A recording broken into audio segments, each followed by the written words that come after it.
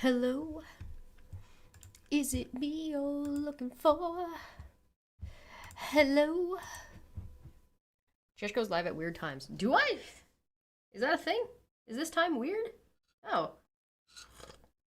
Is that bad? I hope I don't need to change. I mean, I'm open to suggestions. Hi, welcome. It's me, your boy, and I am here to talk more about fucking Charlie Kirk. We're almost done this video. This will probably be the last day we'll look at this video, and then we'll look at how he started twisting it. I do think. Oh, what? Happy Pride! Happy Pride, everybody! Hell yeah! Let's go. B-day, do grime. I don't know. Listen, I'm already having a day. Don't worry about it. I did clean out my keyboard. It looks brand new outside of, like, you know, the regular wear and tear on the buttons, but it looks like I put everything correctly back in the right place. So, you know, let me hopefully it's gonna be trial by fire. Bidet do grime. Bidet. Bumblebee tuna.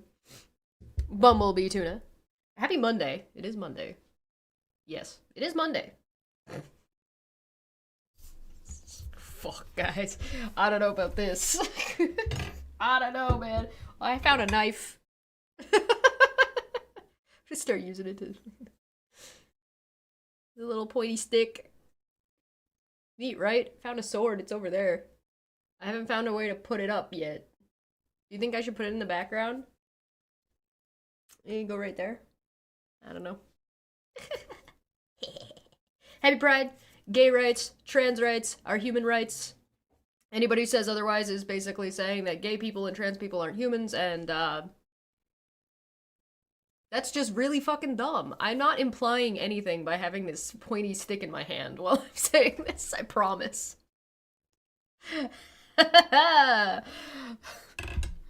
Oh boy. Alright. Remember how I said I was thinking about making Mondays more of like a chill chat? I think I want to do that. I think that's a thing I want to do, where we can just relax a little bit and conversate and talk about the world and things and stuff and garbage and shit. But not today. Not this Monday. This Monday we get to talk more about fucking Charlie Kirk. So we stopped him like midway through fucking... whatever the hell he was saying. He was like finished one point and already moving into another one. Don't name the sword Damocles. Oh, I did want to tell you. Oh, sorry. Hold on. Let me come back before we get into this. Hi. I did want to let you guys know my Jordan Peterson video, the stream, got demonetized because the YouTube channel that does the circle things copyright struck it. So, it's just copyright struck. So, if you wanna, I can't make any money off of that video, and though it'll probably be one of the more popular ones. If you wanna help me out, share a different video. Cool, thanks. But it likely means I'm just never gonna bother covering their stuff again, because, like, if they're gonna be dicks, why would I waste my time with them? Or I could start covering them, like, if I hit a certain level of number of members, I'll do them again. Yeah, the appeal didn't go through. They want to take me to court, and I'm like, I'm not willing to do that over a stupid Jordan Peterson video. So, I mean, they likely wouldn't take me to court over it, but I'm not willing to play games like that. I just don't care to. I would rather leave it. If you want to see the shortened version of me watching that, there is a video that just went up today, well,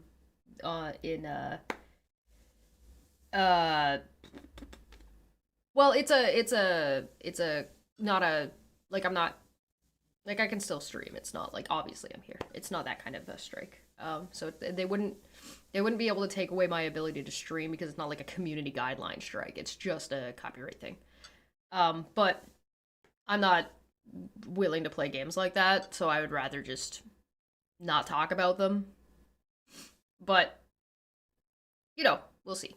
Anyway, I just want to let you guys know. So if you wanted to support me in one way or another, either by liking and sharing the stream, or finding us over on Debate Hub Official, or doing the membership for $1, or whatever, It's fine either way. Like the stream, share the stream, be the stream you want to see in the world. All right. All right, my little potatoes. That's enough of that. Chesh's new video. I went to court to fight Jordan Peterson and won. Well, it wouldn't be Jordan. It would be the YouTube channel that had him on.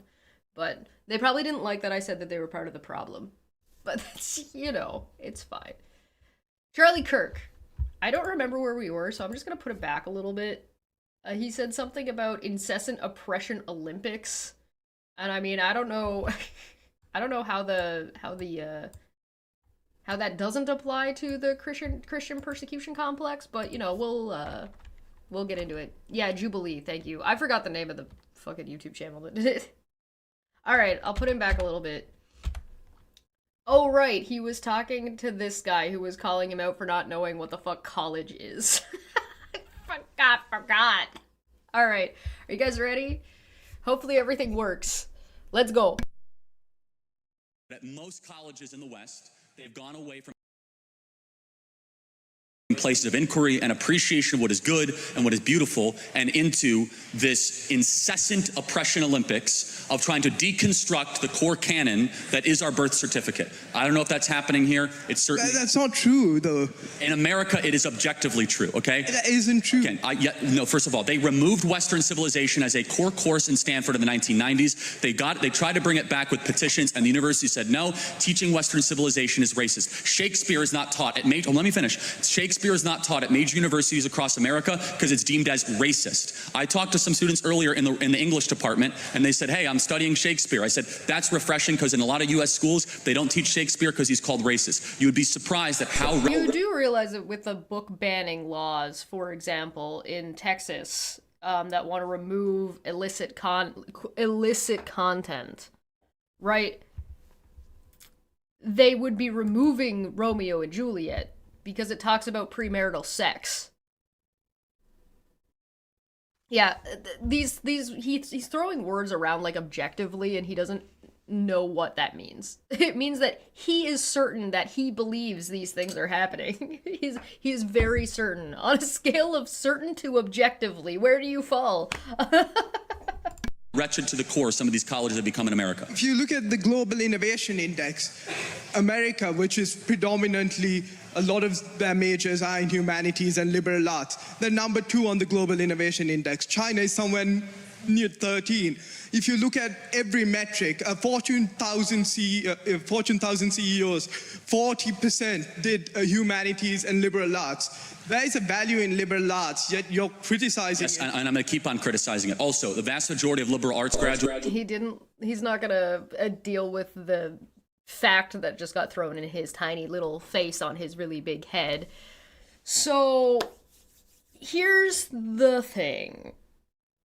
If you want to study Shakespeare in America, there's nothing stopping you. Different universities are going to have different curriculum and different courses. If you are in a specific, like, through line of courses, there's a good chance Shakespeare doesn't end up being in your course line. When I went to university, the first thing that they threw at us was the Iliad. Right? And like, that's fine. It's fine. And I was in an English course. I was in a BA English course for just English. So...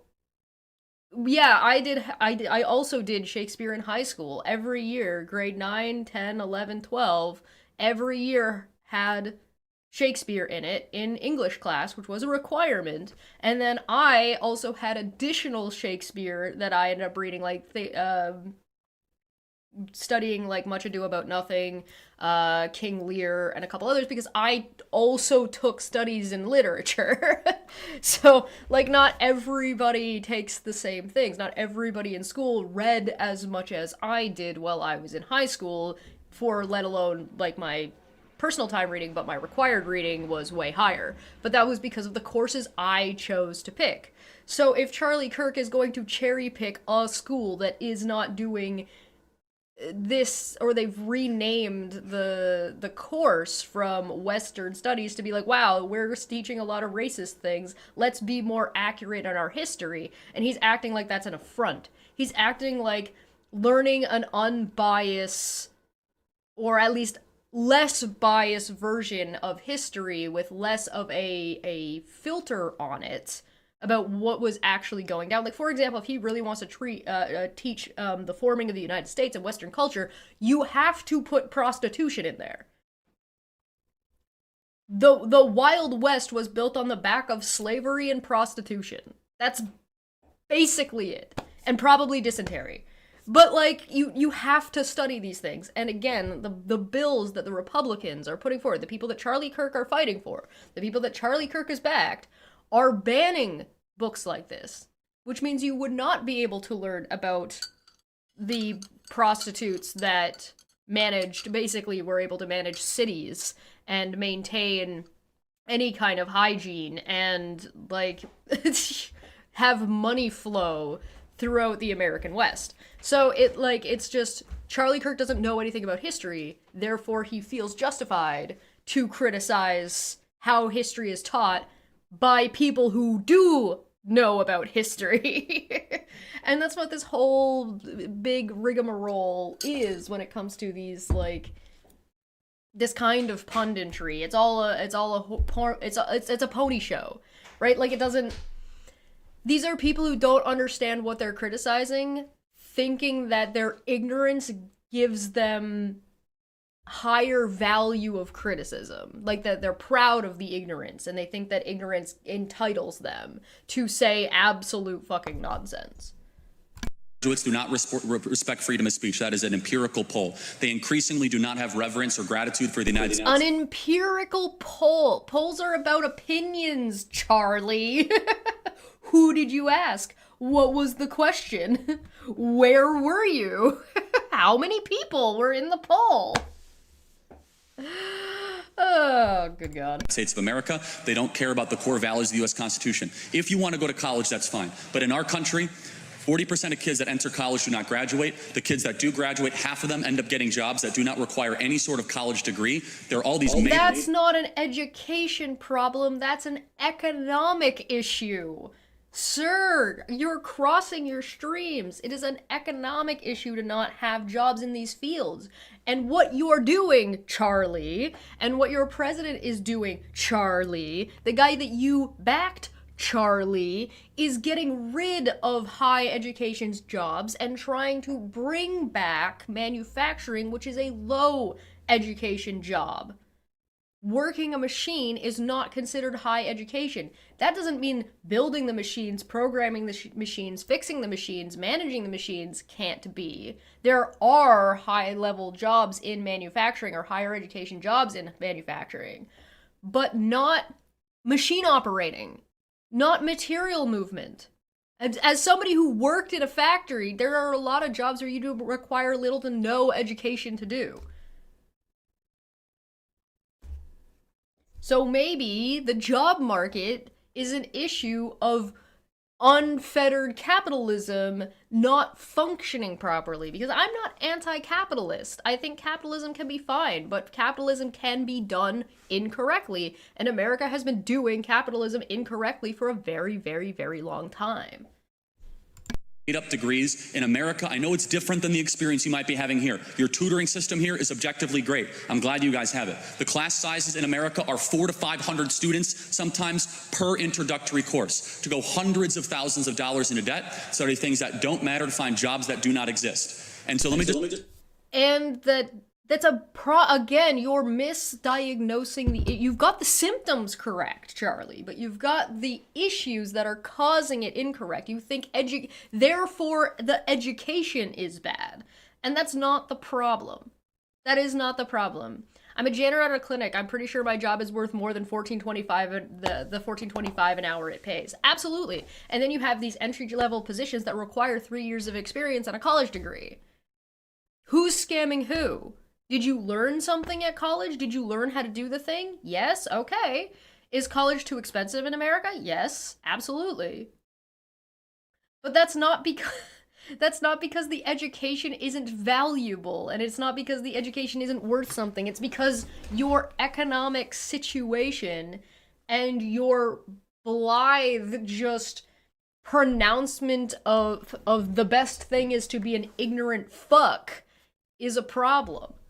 Just make one final point is that, of course, some people should be going to college, but generally in the United States of America, it has become a racket of debt, it has become a burden, and a place where we're actually not putting our best and brightest into the job field itself to be equipped for the jobs of the future. Instead, we have a lot of baristas at Starbucks with philosophy degrees. So then why is your answer to stop doing education? That's a non sequitur. Even if at college/university is not vocational training. Right, exactly. Even if what Charlie is saying is 100% true, and we take it 100% as fact, how is the correct answer to all of the symptoms that Charlie listed to get rid of education? How is that the answer? Why do you think that would work? Why would you want to eliminate the choice and the option for younger people to get an education should they want one? Why do you think that solves the problem? In what way does that solve the problem you're proposing?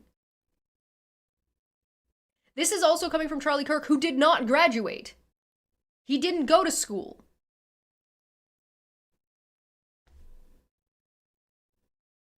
So, like, for example, if you were to, like, flip the script and say, hey, listen, there's less manufacturing jobs. There's less entry-level positions out there because those positions are being taken up by AI, so it's a lot harder to get a job in a field just coming out of university or coming out of college. So we should cut manufacturing? No, that would not be the answer to that question. The answer, the way you start solving things like that is you make onboarding programs. You bake internships further into the education system, make sure that they are paid for their work. So that way they're not no longer starting. The entry-level positions are going from here to here, so you make sure that here is where you're coming out of college or out of your course or out of whatever it is you're doing. Or add in a year of vocational training, right? Onto the course, depending on what type of course you're doing. Some engineering courses already have that baked in, but a degree in history doesn't work like that. Also mention indoctrination. As per the Oxford Dictionary's definition of indoctrination, it means that you take a belief and you can't critically observe that belief. Turning Point USA has over 30,000 chapters, 3,000 chapters across US universities. So are you arguing that students, including conservatives, lack the critical thinking skills to sort of decide political ideologies, political beliefs, that they're so dumbfounded that they can't decide for themselves what's right and what's wrong, and that your whole premise is on the fact that students like us, we lack critical thought in deciding what is taught in schools? Again, I'm not using Cambridge as the school that I think of, but in America, we have millions of people that go to these massive state schools that have humanities departments. So he can't, yes, the answer is yes. He's trying to get ahead of the question. The answer is yes, he is saying that. But he's saying, but I'm not applying it to this school, even though he has been applying it to this school. He has been applying it to everywhere because we're, again, as I said last time, there's America and there's not America. La la la la la, we can't hear you. That are not reading the great books, that do not have a tutoring system, that are unfortunately laced. I'm sorry, please define the great books. What are the great books? Guess what? Education is about allowing you to experience different books, and you get to pick what your criteria is and what books you like and don't like. That's what university is about. That's what education is about. You study these things, you find what you like and what you don't like, and then you learn how to express that in a productive way. Ta-da! No wonder Charlie Kirk hates fucking education. With the most anti-Western thought imaginable. I don't really quite following what one thing has to do with... Sir, do you want to hear about anti-Western thought? Do you want to hear what anti-America looks like? How about state regime media in Russia showing Melania's sex tapes? How about the Russian propaganda during the Cold War? How about Canada right now? You want to talk about anti-American? How about 9/11? There's a lot of there is anti-American sentiment around the world, in different pockets, in different places, and some is more aggressive or I guess extremist than others, right? Some people are just like, wow, what a bunch of assholes, and some people are like, wow, fuck those people. Think of it the same way as you think of anti-theist and an atheist. Some people don't really care to be anti-theist, and like anti-religion and anti-dogma, and other people do.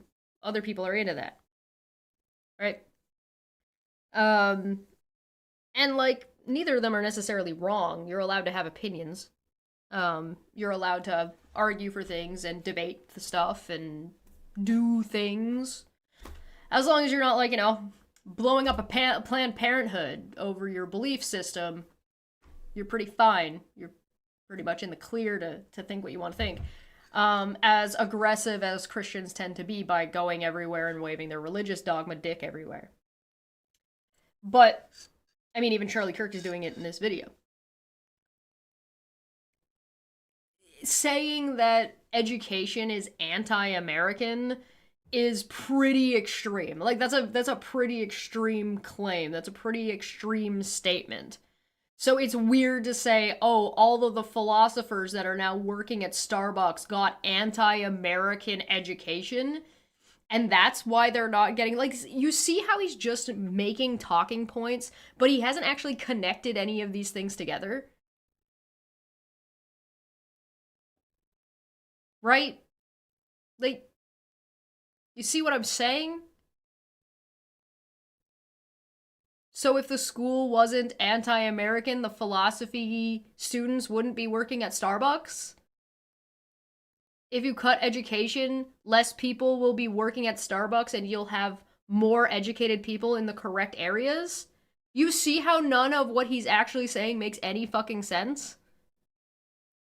If you're struggling to fucking get the people that you want in education because your education is too expensive and you think it's an anti-American racket, why would cutting that suddenly mean those people are going to have an easier time getting educated in the way that you dictate they need to be educated, Mr. Doesn't know anything about the education process and probably hasn't even bothered to read a single paper about education because, people study education and educational methods. He seems to be fine with the way Cambridge operates. So if he's fine with the way Cambridge operates, why doesn't Charlie Kirk, for example, do a comparison and say, hey, let's take Harvard and let's take Cambridge and let's compare their reading lists. Let's compare... Remember the other day he was upset because, like, the student in this class didn't know what the subject was of this subclass of this other fucking area? Like, good God.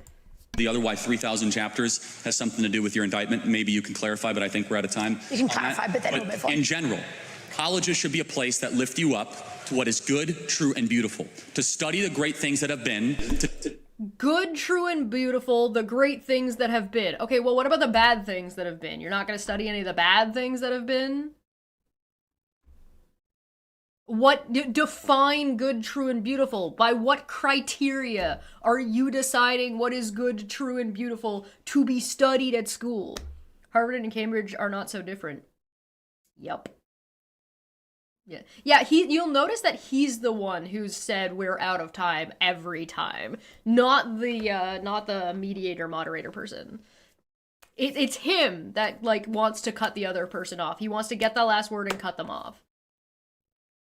So again, how about Charlie actually put some leg in the game, right? Because he wants to like sit on the sidelines like he's the fucking peanut gallery and tell me what By what criteria are you defining good, true, and beautiful, and by what criteria is great things that have been, and justify why you would not study the bad things that have been? He just wants to whitewash history. To develop your soul and develop your character. Character in Greek literally means like tattoo. Character is something that develops regardless, and your soul is just, that doesn't mean anything. To etch within you. Far too often colleges create ungrateful, pessimistic, and nihilistic revolutionaries that want to tear down what was. You can tell that he's on a script, because listen to his tonal change of when he's like panicking versus when he slips in. Tattoo, to etch within you. Far too often colleges create ungrateful, pessimistic, and nihilistic revolutionaries that want to tear down what was before and instead have no alternative to build the future, and the West is How do you know there's no alternatives? Can you define this? Do you have a number? Do you have like a statistic about what you're talking about? Ungrateful, what the fuck have you done for college students? But this is the thing too, right? He wants to have his cake and eat it too. He wants to be able to say that students are ungrateful, but explain that students are getting scammed for hundreds of thousands of dollars for jobs that don't exist. So are they not then correct by what Charlie is saying? And if they want to tear down the structure, you mean the structure that you're claiming is scamming them? Isn't that like what you're describing is like the reasonable outcome is backlash, but now you're mad about it. Listening to Charlie Kirk makes me miss Ben Shapiro. you know, yeah.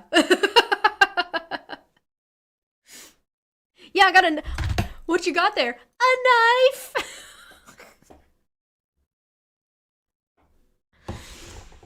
Education is supposed to make people grateful. Yes, I don't know since when that was the case.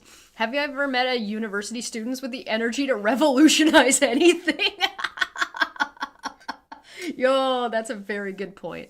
That's a very good point. Ben Shapiro clip that Jack shared. Maybe later. I want to actually get suffering because of it. Thank you very much. Thank you. I disagree, but thank you very much. Thanks for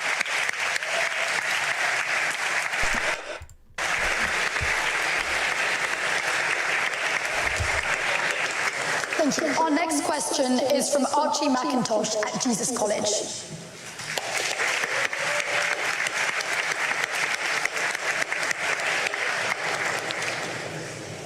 It's good to meet you, Charlie. I hope you can understand first rule. I'm a little nervous. There's a very real chance I could wake up tomorrow, front page of YouTube. Charlie Kirk owns man bun idiot with facts and logic. So destroys. Yeah, destroys.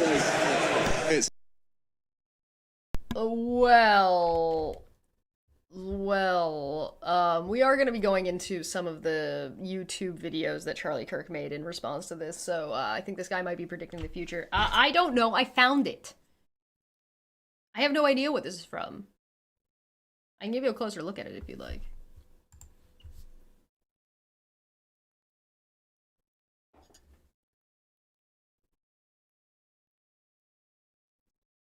Maybe Diablo? It's got kind of Diablo vibes.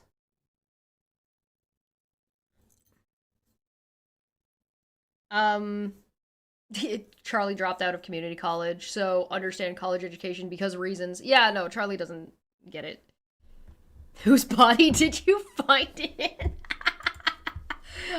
For legal purposes, I can't answer that. So my question is, I agree that stable monogamous relationships often produce the best outcomes for society, but if that structure really works for everyone, why do we consistently see societies, once they become safer and more prosperous, move away from traditional monogamy? And why do so many marriages still end in divorce, even among people who generally try to make it work? And just one final framing there.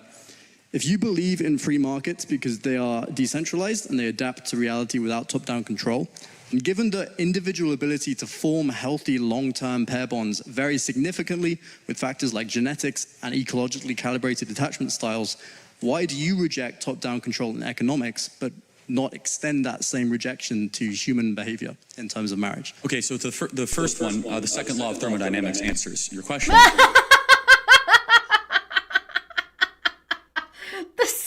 I'm sorry, what? The second law of thermodynamics answers why marriages end in divorce? Guys, our marriage ran out of steam. It's an enclosed system. What? Huh?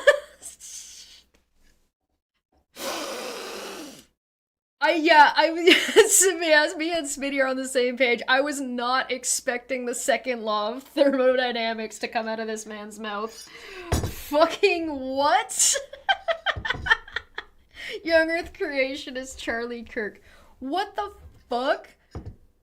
The second law of thermodynamics. What?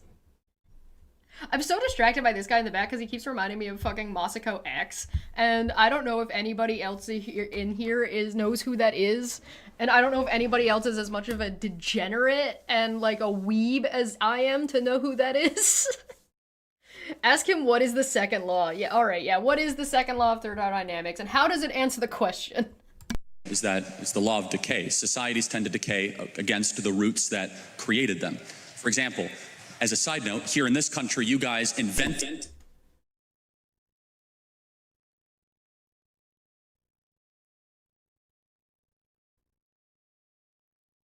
Alright, at least one person is enough of a degenerate and comfortable enough to admit it. What do you want the poll to be? Is Charlie Kirk a flurf? The second law of thermodynamics explains why you get no bitches. That's not how the law works. Of course it's not how the law works. I, me, wolf.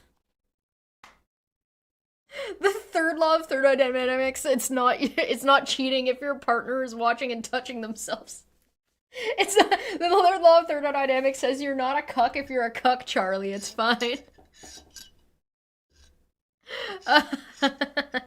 Way to do a poll of how many people got the reference so that way you guys can answer anonymously and not admit that you're as much of a degenerate weeb as I am. Alright.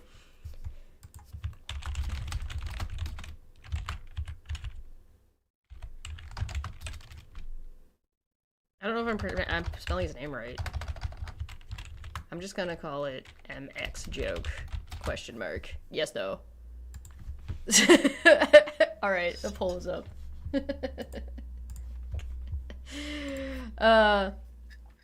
Wow. This is a totally dumb person's idea of what a smart person sounds like. Might as well quit at this point. Yo, you know what? Snacks is right. Like, where do you go from here? How do you even, like, there's nothing else to do. There's nothing else to say. There's nowhere else to go. But unfortunately, we must trudge on because the actual arguments he is making is not, isn't actually the reason why we're here. Picking apart what he's saying right now isn't actually why we're here. We're here for this, for context, because we're gonna then dive into what we're actually doing. This is the prequel, this is the preamble. The idea of free speech. You brought it to the world. You guys do not have free speech in this country anymore. 30 people a day are arrested in the UK for inflammatory social media posts. That's not true. He's just misrepresenting what's going on. It's just that the UK has more strict laws about cyber harassment and are actually doing movement on it. Yeah, no, I know what he's misrepresenting. He's trying to misrepresent that people can be arrested for harassment and they take their online harassment laws more seriously in the UK than they do in America. And in America, as we've seen from following a harassment case, a few of them, you can see that the American system doesn't fucking take it seriously at all. Oh,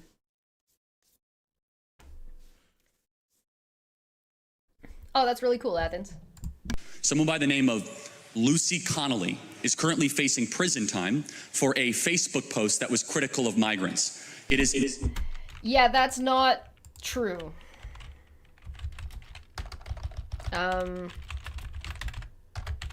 Lucy Connelly. Let me pull it up for you guys.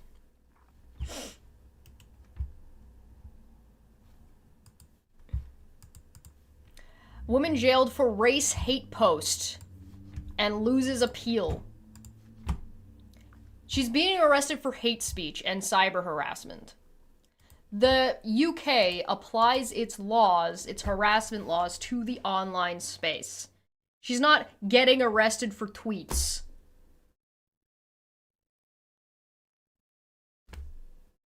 As many people have been arrested in the UK for having wrong opinions as have been arrested in Canada for using the wrong pronoun. Right. Exactly. So this was as of May 20th. So this was as of, this is 8 days ago now, May 25th and May 20th. She had lost her appeal.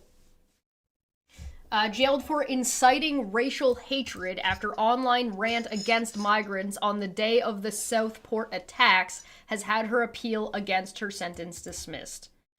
Was jailed for 31 months in October after calling for, quote, mass deportation now and urging her followers on X to set fire to hotels housing asylum seeker. She's inciting violence, Charlie. That's illegal in a lot of places. Just because it was online doesn't suddenly excuse it. The tweet was viewed 310,000 times before it was deleted. And this lady isn't just a random lady. She's a conservative councilor's wife. The town council. She's not random either.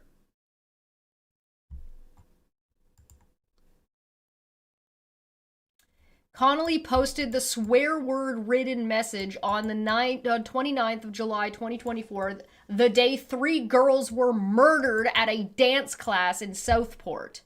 Wow, it's almost like Charlie Kirk is fucking lying. Go fucking figure. Charlie Kirk is based. He never made it out of his first year of college and he probably stalked his wife. It's just a post critical of migrants. Yeah. Well, calling for mass deportations now, the 41-year-old childminder wrote, quote, if that makes me racist, so be it. She urged readers to set fire to all the hotels that were full of those she wished to deport. She has encouraged people to murder people through arson, Charlie.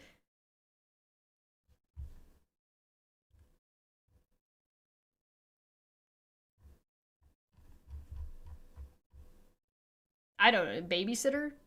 I think it means she's a, I think she, yeah, house, like a nanny? I don't know.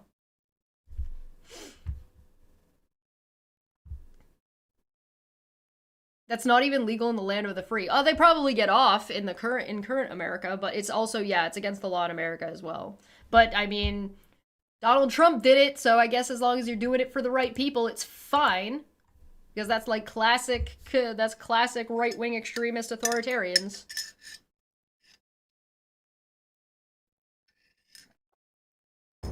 Ew, don't use grok.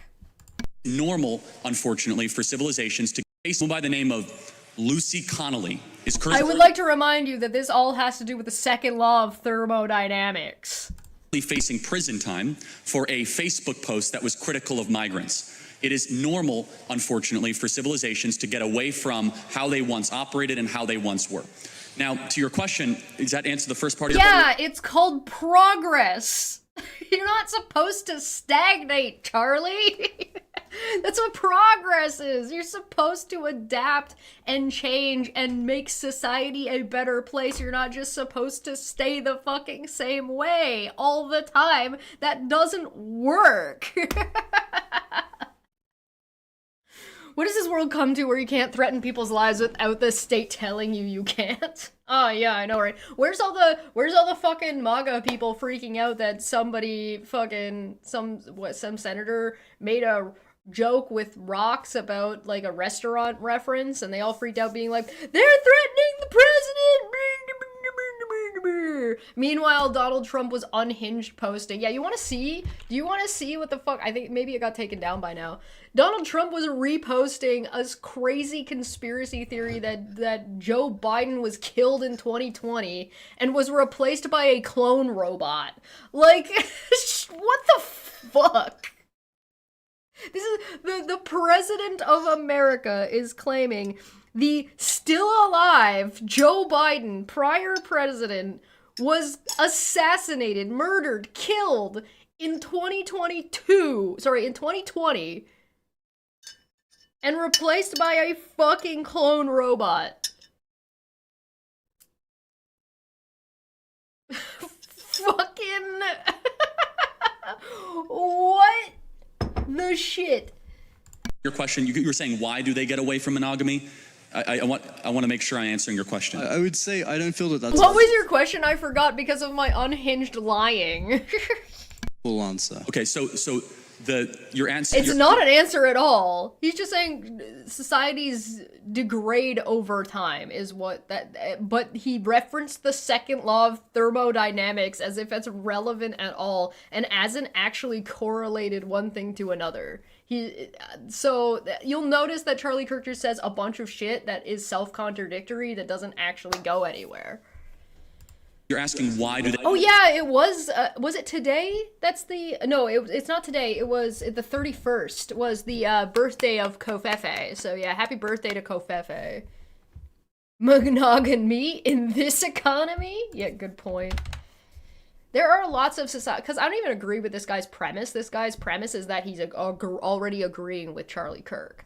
But I mean, I don't agree with the premise. There are lots of societies and lots of places that have existed throughout history that do not necessarily practice monogamy, but also practice, like, group living. Or they do monogamy with group living. Like, it's common, it's not unusual. It's like the nuclear family is a relatively new concept that has not really ever shown itself to be very successful. You were saying, why do they get away from monogamy? I want to make sure I'm answering your question. I would say I don't feel that that's a full answer. Okay, so you're asking why do they get away from what works? Is that correct? Yes. Well, why do societies make this change once they become more prosperous? Oh yeah, okay. I mean, because prosperity leads to degeneracy, for sure. That would be the answer. What?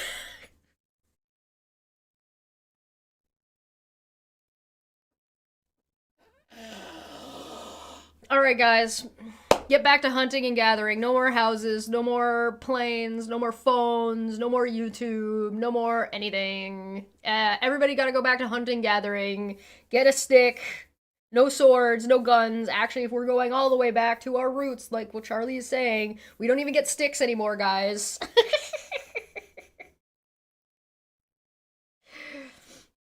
The nuclear family breeds poverty. Ugh, yeah, I mean, yeah. It's also isolating. The nuclear family is very isolating, and I think we've seen... I think that's something that's not really talked about very much, and I think that's a lot of what we saw during COVID and sort of something... I think so I shouldn't say we... I think it's something that reared its head a lot during COVID, because if families live together more often, then you would have less isolation during COVID. I think COVID made it very obvious that this was a thing that was happening and maybe kind of pushed it a little bit, made it more obvious, brought it more to the forefront. But I don't think that's something that gets talked about very often. And maybe I should go looking. It is that unhinged. No, it's that unhinged. Yeah, no, he's just, I'll put it back for you. It's fine. Were. Now, to your question, does that answer the first part of your question? You were saying, why do they get away from monogamy? I want to make sure I'm answering your question. I would say I don't feel that that's a full answer. Okay, so you're asking why do they get away from what works? Is that correct? Yes. Well, why do societies make this change once they become more prosperous? Oh yeah, okay. I mean, because prosperity leads to degeneracy, for sure. That would be the answer. So does that mean all the billionaires are degenerates? Because, I mean, I might actually agree with that. Like, but because here's the thing. The people who are in poverty right now aren't in prosperity, Charlie.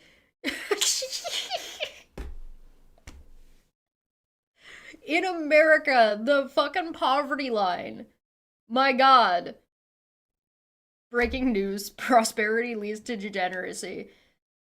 So, are we gonna actually, because Charlie Kirk has again accidentally stumbled into the correct answer and say that the wealth inequality is causing degeneracy up here and desperation from here? And that this is a bunch of degeneracy that needs to be brought down a couple of pegs so that way these people can be healthy, because being up here is not healthy, it's not good for your brain? And so that these people, if we bring this down here and these people up here, you can still get to feel superior but not be fucking insane and a complete degenerate, according to Charlie Kirk?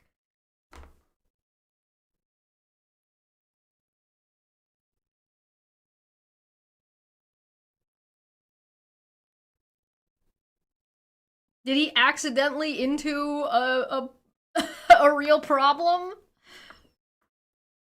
Why would anyone make a clone robot that has dementia? Oh, maybe the cloning wasn't as successful as it could have been. I don't know. And so once you are prosperous, you tend to no longer have the moral guardrail. I want a comic book or a movie now about clone robot Joe Biden. Where's my B-list horror movie? Change once they become more prosperous. Oh yeah, okay. I mean, because prosperity leads to degeneracy, for sure. That would be the answer. And so once you are prosperous, you tend to no longer have the moral guardrails or the limitations. Let's just say you no longer have delayed gratification because you have instant gratification, because you have a surplus of goods, and then you have a decline of a transcendent moral order. How much money is Charlie Kirk worth?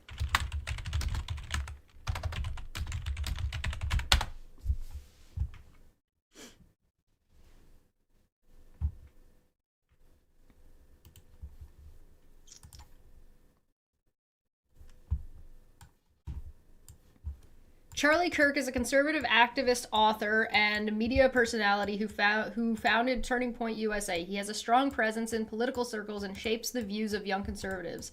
As of 2025, Charlie Kirk's net worth is allegedly $12 million. So is Charlie, by his own admission, a degenerate with no morals? Because that's his net worth, allegedly.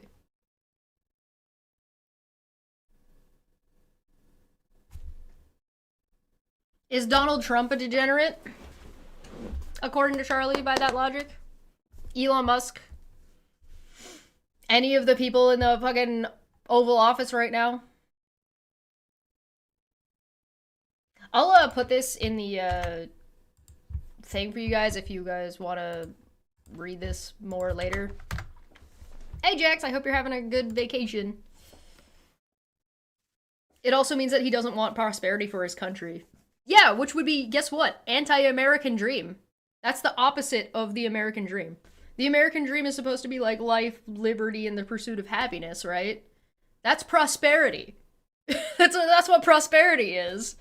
So as much as Charlie Kirk is like, education is anti-American, he's the one putting forward this anti-American ideal. So, oops, I guess. Second part of the question, can you remind me, please, what the second question was? About markets? Yeah. Oh, yeah, okay, well, for example... Yeah, I don't blame Charlie for having to re-ask these questions. Again, he is very rushed and he's very defensive, as we've noted before. I'm not going to go into it again this time. But, I mean, I probably would have been like, okay, sorry, I'm going to answer your first question and then tell me your next question. I would have probably done the same thing. Example, you have to, I believe in intervention in markets if there is something that is improper morally. So for example, I do not believe that you should be able to scam your neighbor or have misleading advertising, because I believe in a transcendent moral standard, and the same goes for my personal views on marriage. But you're a degenerate that you just said doesn't have any morals, and you lose those things when you have too much prosperity. And you're in the upper echelon of people with money. Therefore, you don't actually have those things based on what you just said a minute ago. The American dream could use an infusion of communism. I mean, maybe. It's those dirty socialist Canadians. What makes it transcendent?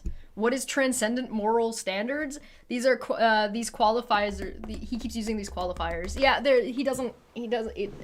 he's not gonna tell you, Feline. He's leaning on religion. He's leaning on Christian values. That's it. So therefore, he's throwing these words out here like he knows what they mean to give them more weight and more bluster, as if his argument actually has any weight or bluster, which it doesn't. Because all of the wind in his sails are completely gone because he fucking contradicts himself from one point to the next.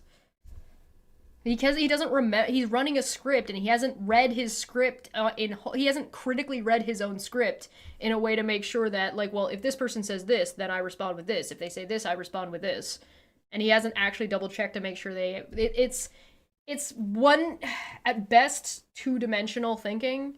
I would probably say it's actually, I would call this one-dimensional. It's very one-dimensional thinking on Charlie's part. Okay, so I think we largely agree on the foundation. I'd like to propose something that you might like to think about.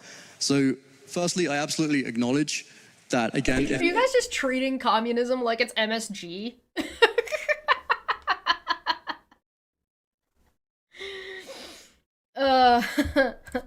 Sorry. Something that you might like to think about. So, firstly, I absolutely... Well, that's just a... No. Charlie Kirk doesn't like to think, so you're gonna have to tone that down. Foundation, I would like to propose something that you might like to think about. So, firstly, I absolutely acknowledge that, again, if everyone in society was able to maintain healthy long-term pair bonds, that would be best. Again, there's strong data showing that independent of socioeconomic factors. Terador's final form asked, how is Charlie Kirk... How is Kirk this famous? He is super uncharismatic. You will notice that a lot of the leaders in America right now are not very charismatic. So, like, current Donald Trump in 2016, I can kind of understand. Donald Trump in 2025, 2024, like, trash. But same with Jordan Peterson, same with Ben Shapiro, like all of these right-wing extremists, Steve Bannon, like they are not charismatic people. They're mean, cantankerous, rude. They're not funny. But the main reason, Andrew Tate is another good example. And it's not because they're not, their charisma is being. The thing that's charismatic about them, or people find charismatic about them, is this condescending, loud tone.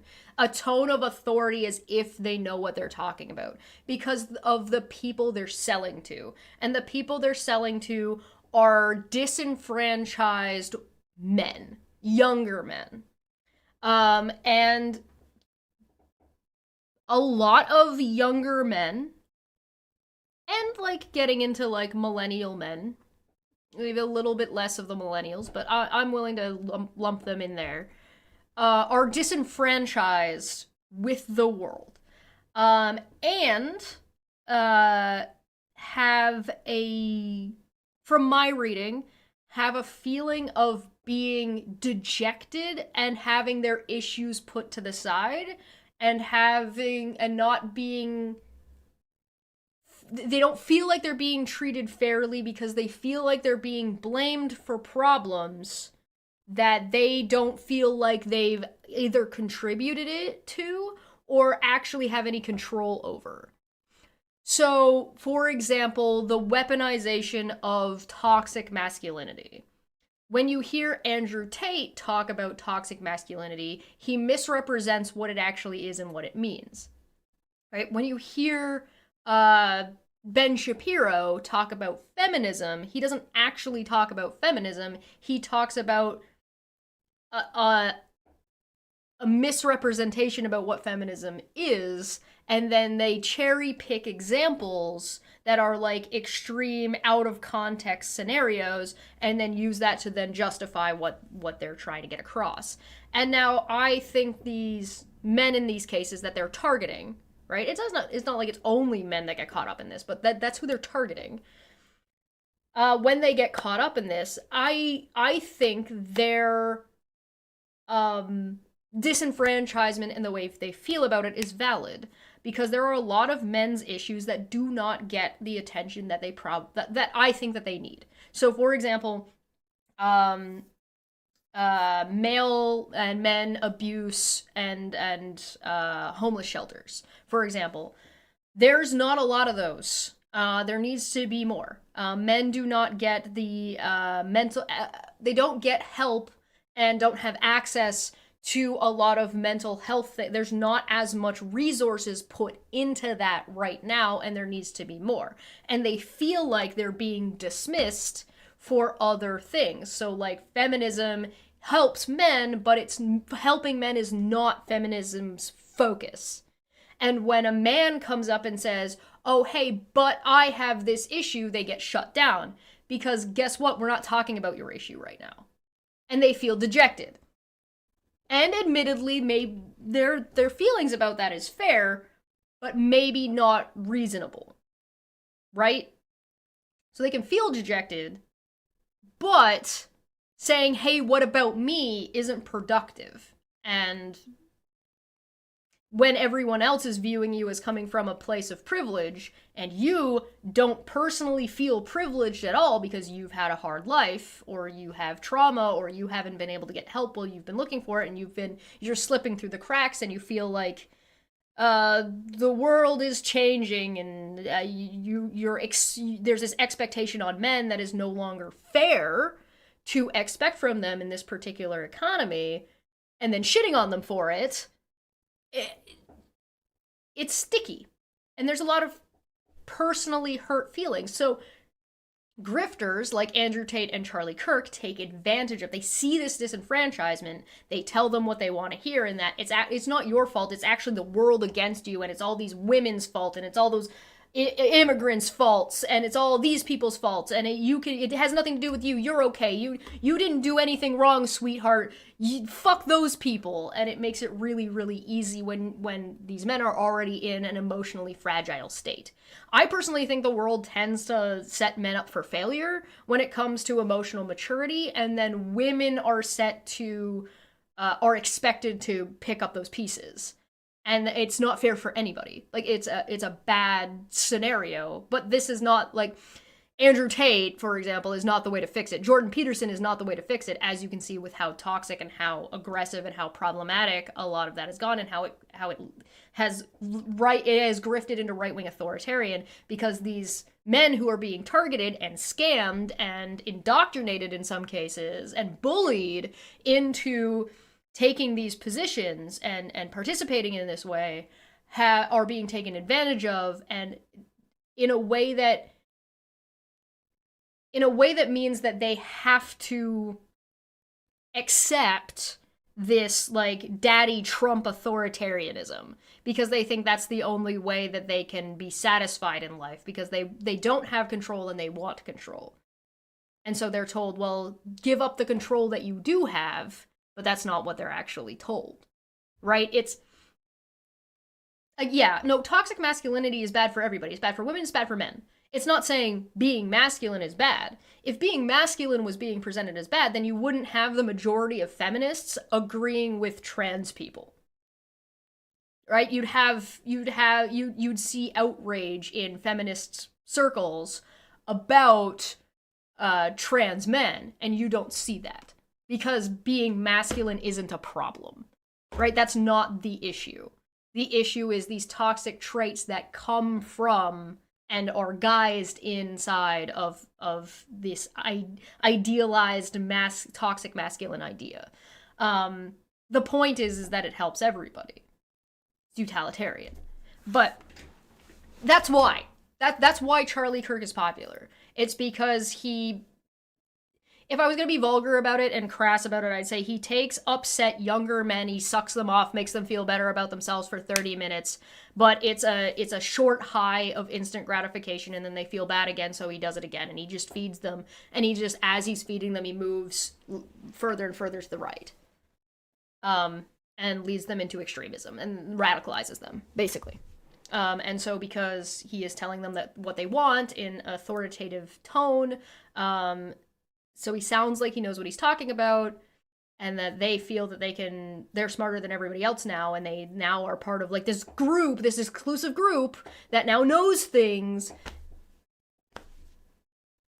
It's the same kind of conspiratorial grift. But that's just my take on it. If you agree, disagree, let me know what you think. Sorry, I kind of went on a bit of a thing there. It was a good question. I wanted to sort of address it a little bit. And like this can happen to anybody. So I don't want to say that this isn't something that like anybody is immune to. Anybody can get caught up in this. And so it's definitely something to be aware of and keep an eye out for, and keep being critical. Keep being critical, keep thinking, keep listening, keep checking out what people are saying. Don't be afraid to hear what somebody has to say. Somebody can make a good point. That doesn't mean you have to accept it or agree with it, that it can still be a good point.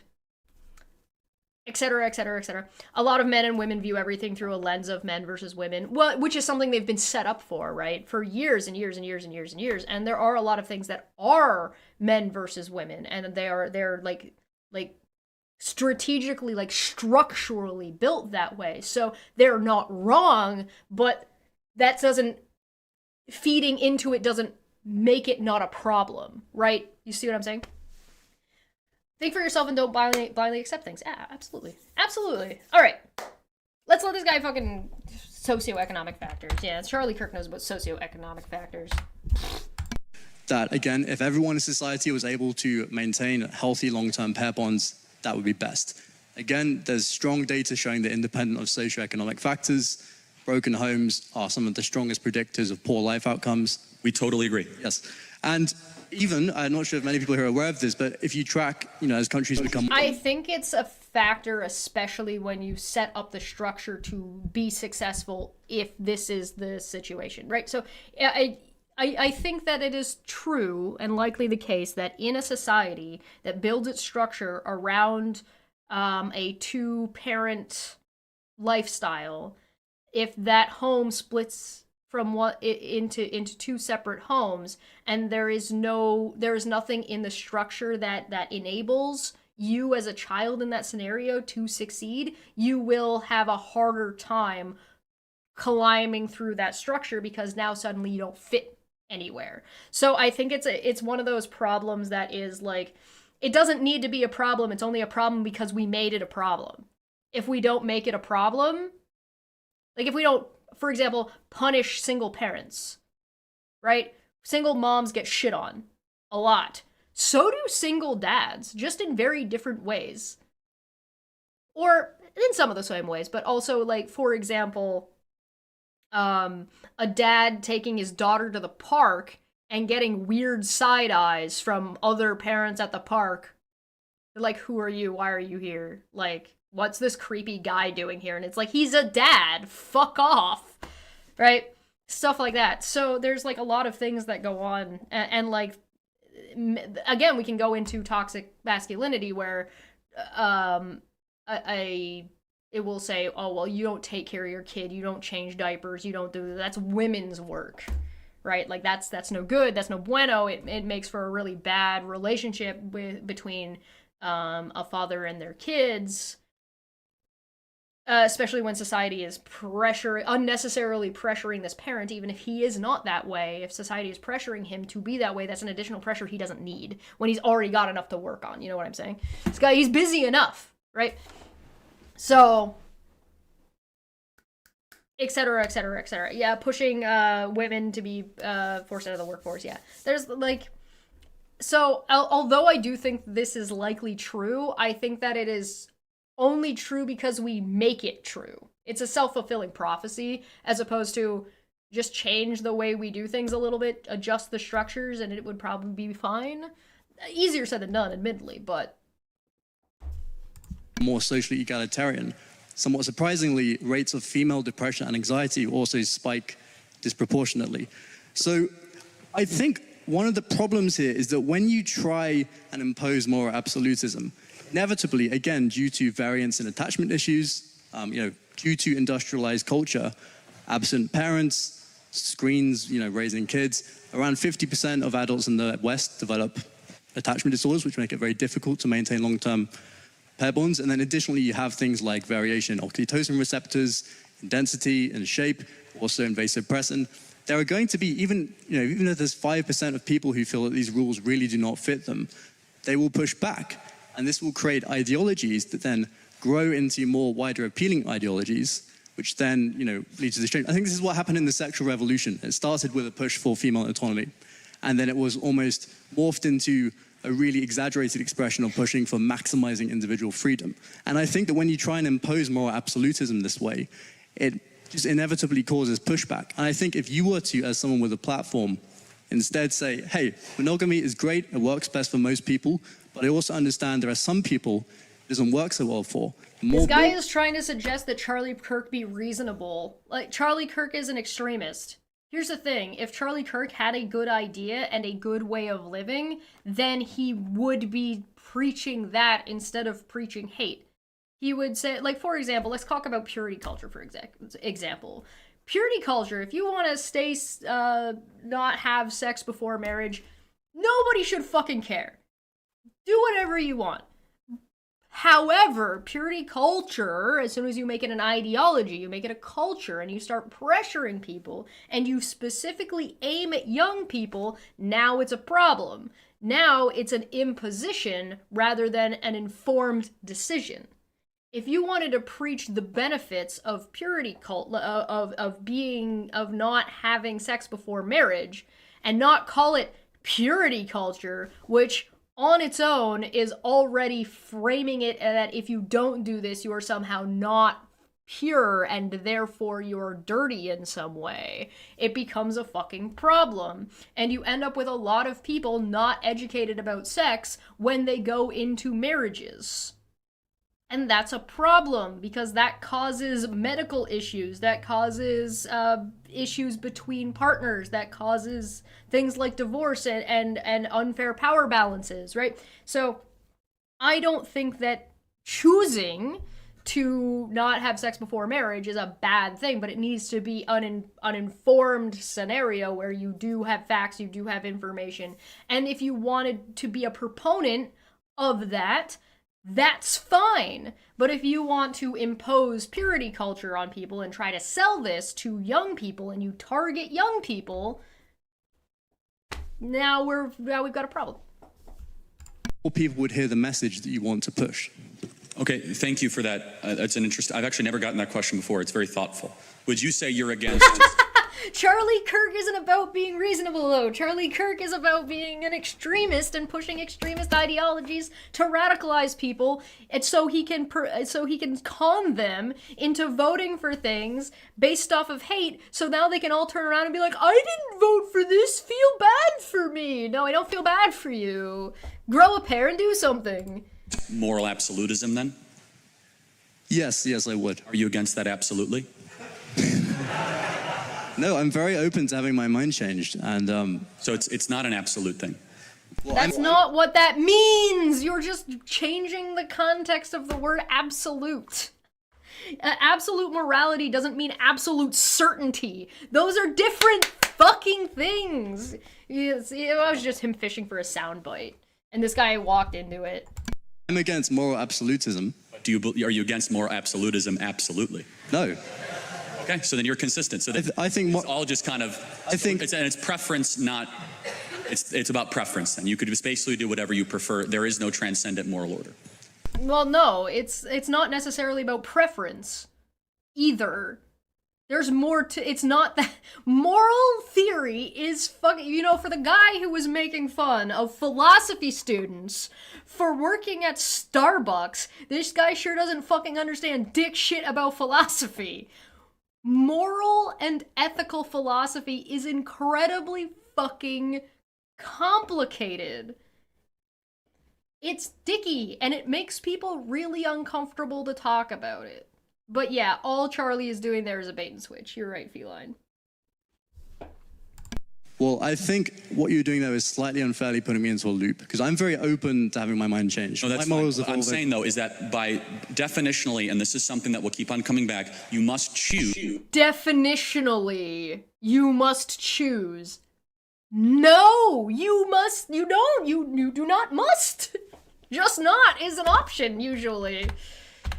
Go on, Charlie. What you're doing though Embarrass is slightly yourself. unfairly putting me into a loop, because I'm very open to having my mind changed. No, that's my fine. morals What I'm evolve saying, every though, is day. You know what? At least he called him out on the loop, so good job, man bun man. that by definitionally, and this is something that will keep on coming back, you must choose what moral standard we live by. I'm very clear as to what moral standard. The lie of the West... No, you're fucking inconsistent. You're clear about what you say, but you do not behave that way. It makes you a hypocrite, Charlie. You're a hypocrite. Do as I say, not as I do. You just said that living in prosperity makes you a degenerate, but I don't see you living in a low standard of life or at a lower, at the poverty level, right? You're not doing that, Charlie. So you're fine with degeneracy, but you want to preach that if these poor people got money, they'd be degenerates. Because he's a hypocrite, he's a liar, he's a fraudster, he's a grifter, he's a salesman, he's a snake oil salesman, he's covered in oil, he's sticky, he's gonna fall over. It's not complicated. He's trying to be slippery. Moral standard we live by. I'm very clear as to what moral standard. The lie of the West, of modernity, the last 30 years, is that we're gonna have you live and let live and there will be no moral standard. That itself is a moral standard. And it's a really bad one. And to your point, that yes, it creates more suffering, it creates more despair. And no, Does he think there's only two options? Yeah, the lie of I think he meant modernity, like the lie of the modern world. But there's a catch-22 going on here. This is like very much like things that the conservatives have been doing for a long time. They do it in Canada too. It's really frustrating. Particularly, like, this is some Tory shit. They say we're gonna cut funding to hospitals, but they do that under the table, and they cut the funding to the hospitals. Then they say the hospitals don't work. We should cut their funding. And it's like, but they don't work because you're not funding them, not because there's issues because they're not being funded, not because they don't functionally work. If you funded them, they would work. Well, why should we fund them if they're not working? Because you made them not work by defunding them. They were working fine until you stopped funding them. Like, what are you talking about? So they create the problem, then sell you a solution that created the problem in the first place. The reason why America is struggling socioeconomically is because the plan for America, the forward-thinking plan for America, was to move away from manufacturing and move into high-end tech, high-level education jobs that did less manufacturing. But then, over time, cut to regulation after regulation after regulation, allowing companies to then take advantage and take over. And now they're saying, oh yeah, the modern age sucks and we need to bring manufacturing back to America, and that's why this whole thing failed. And it's like, no, it's because you cut the legs out from underneath it over the course of 50 to 70 years.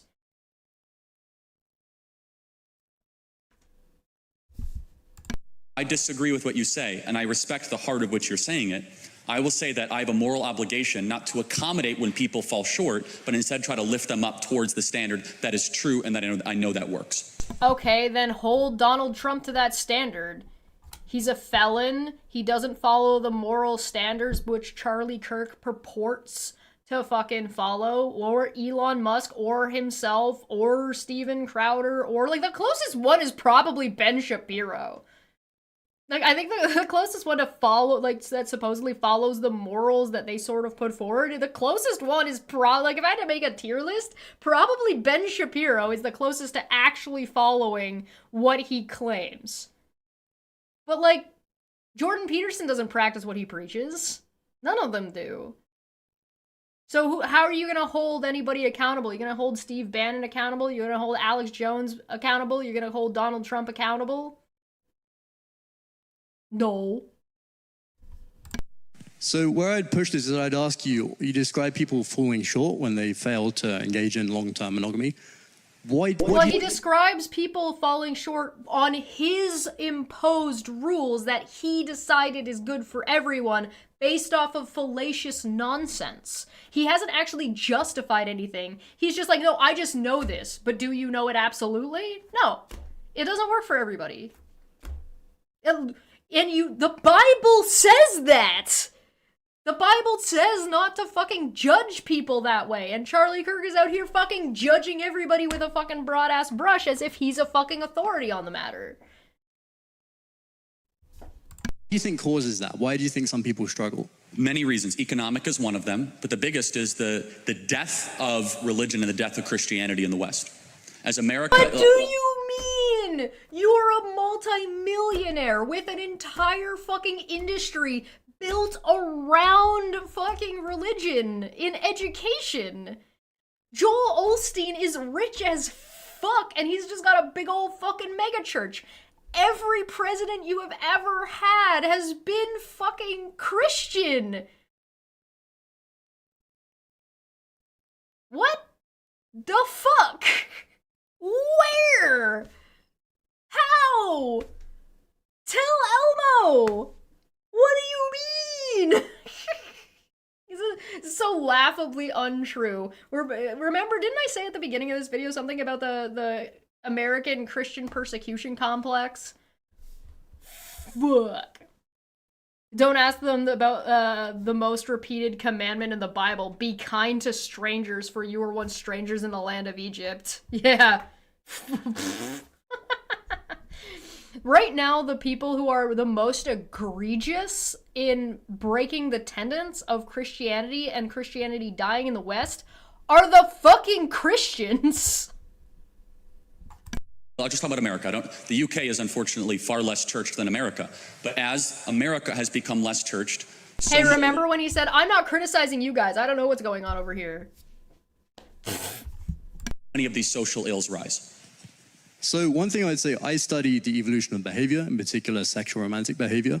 If you track all the different hunter-gatherer cultures that we can study, and we track how agriculture shapes things, you see that ecological conditions really reliably predict the prevalence of monogamy, certain marriage systems, and what I think is what we refer to as attachment issues. They seem to be an ecological calibration to an environment. In environments that are more unstable, it's less optimal for an individual to grow up with a tendency to rely on long-term pair bonds. And I think there's a mismatch with the modern world, again, coming back to industrialization. There are so many people who raise kids, as absent parents. Daycare is massively linked to attachment issues. This then causes people to struggle to bond long-term. And then again, coming back to the genetic part, there's again real research showing that especially vasopressin mutations and oxytocin mutations, some people really just do not have the proclivity for this. What brings stability? Because you say stability is a good thing, and what would bring stability? So first of all, I would say we had what you might consider stability in the previous century, and then it became unstable. And then things... Why? I'm saying because moral absolutism was imposed. Moral absolutism was lost. You see, modernity rose. Okay, no, so he's calling it modernity, and I feel like that's... I think he might be just pronouncing the word wrong. Maybe I'm wrong. But, so you have, I mean, this is a little bit interesting, so where you have two people that have come to the same conclusion, but now they have come to opposite conclusions based on the same reasoning, but admittedly, the guy coming up to question Charlie is not making a presentation, right? He's not there to elaborate and explain very much. He has a little bit, but Charlie Kirk is the one who's supposed to have the consistent standard, right? He's the one who's supposed to be like the one presenting, quote unquote. Like, it's a debate, so he's supposed to be answering the questions. But I don't see how he's coming to the conclusion, and that's part of the problem, because I don't think he can. Why is he saying modernity? I don't know. I think he's just pronouncing it wrong.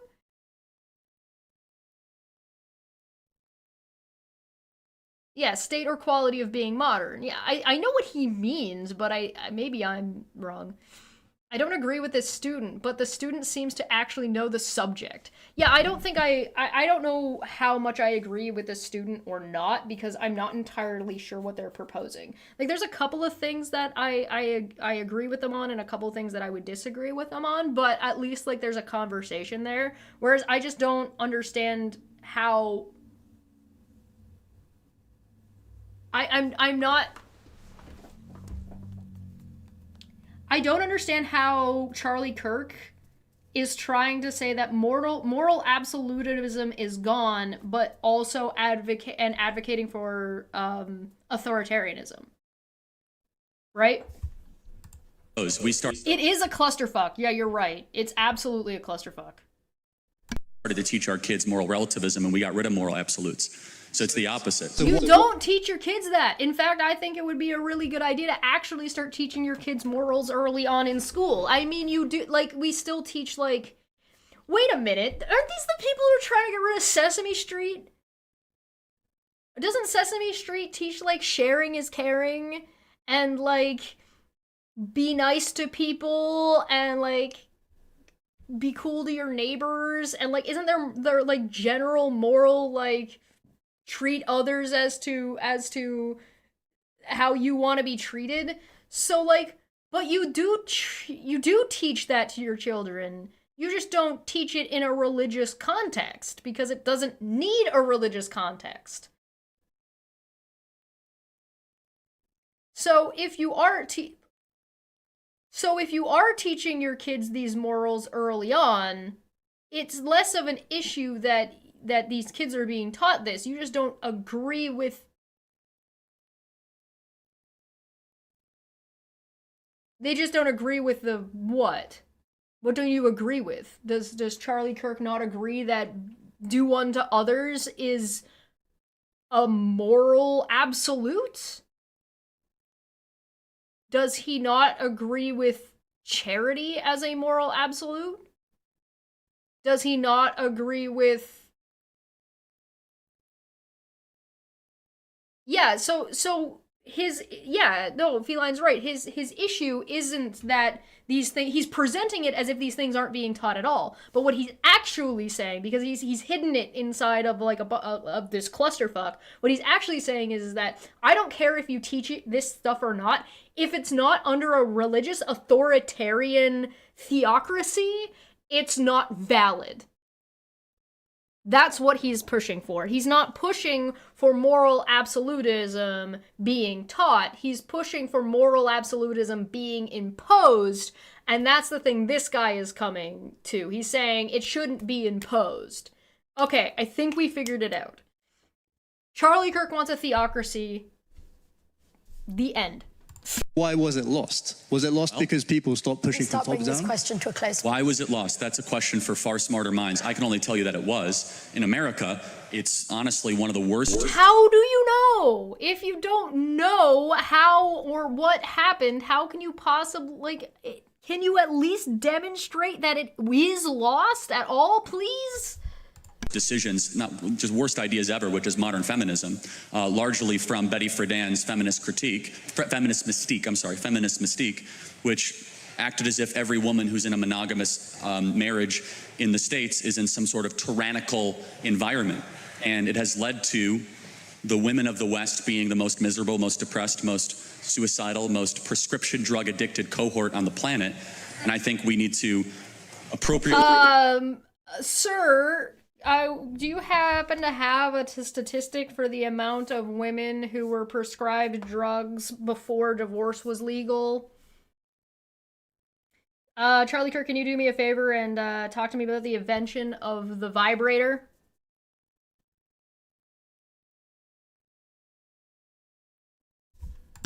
Challenge feminism and tell young women that it's okay, in fact, it's courageous to get married and have children again. I think it would solve a lot of our problems. Well, I've been told to... I will agree that if you are a woman in America, it is incredibly courageous to attempt to have a child right now. Like, I think that is an incredibly courageous thing to do, to go through that medical system with the threat of imprisonment for a miscarriage and a not only disregarding the abortion laws and issues with that, in case of any kind of medical emergency, America already has a horrifically high mortality rate for pregnancy. Horrifically high. But, maybe stop shaming women for, using, epidurals, also. How about make having children affordable? Women literally used to kill their husbands because they couldn't get divorced. He doesn't care about men. Correct. Very much. Very, yeah, thank you.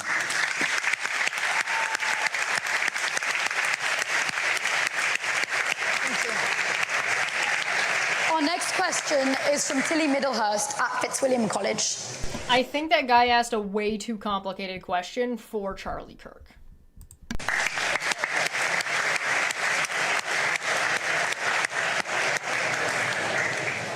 So I'm a feminist. My question... All right, blue-eyed blonde woman, kick his ass. I like that she's wearing an American flag sweater. This lady showed up knowing exactly what she was gonna do. Let's see how she does. is about the role of women, though. What should women's role in public and private life look like, and what are the material benefits of that? Well, thank you for that. Can I take it? I don't even want to take this detour, but can we both agree on what a woman is? Yes.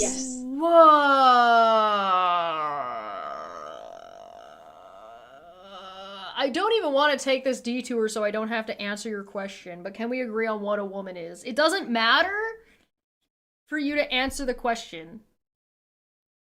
I will look at the screenshot you posted, yes. I actually don't even have Discord open right now. But we can do that. He wants to take a detour into what is a woman because as much as Charlie Kirk likes to impose these things, he doesn't actually know what a woman is. Screenshot. Where is you? Oh, yes. Okay, got it. Open.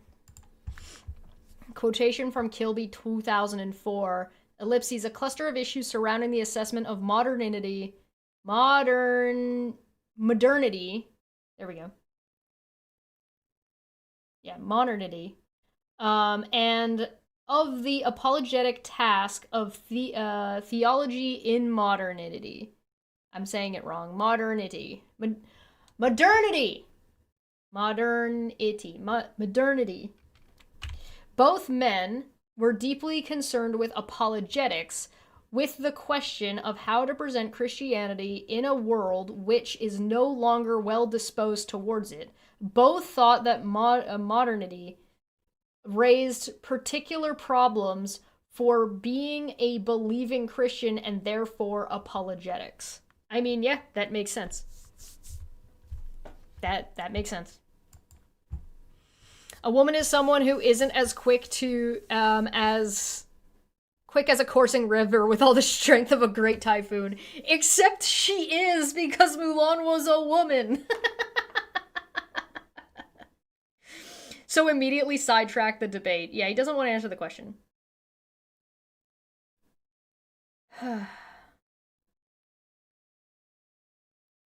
Alright, I'm gonna take a quick break. I'm gonna get some tea before we get into what is a woman, because... we'll be right back.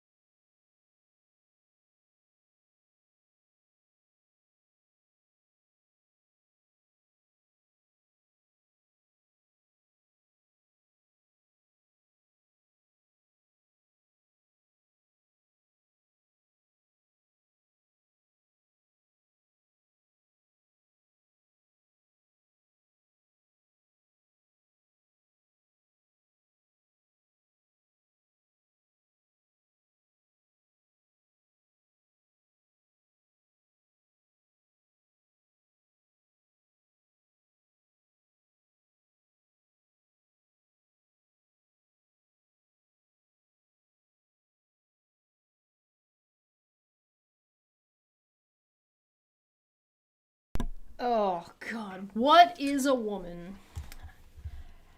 I can't wait. I can't wait for Charlie Kirk to not be able to try to define a chair. It's my favorite thing. Alright, I hope everybody got their snacks, got their drinks. Good God. Alright.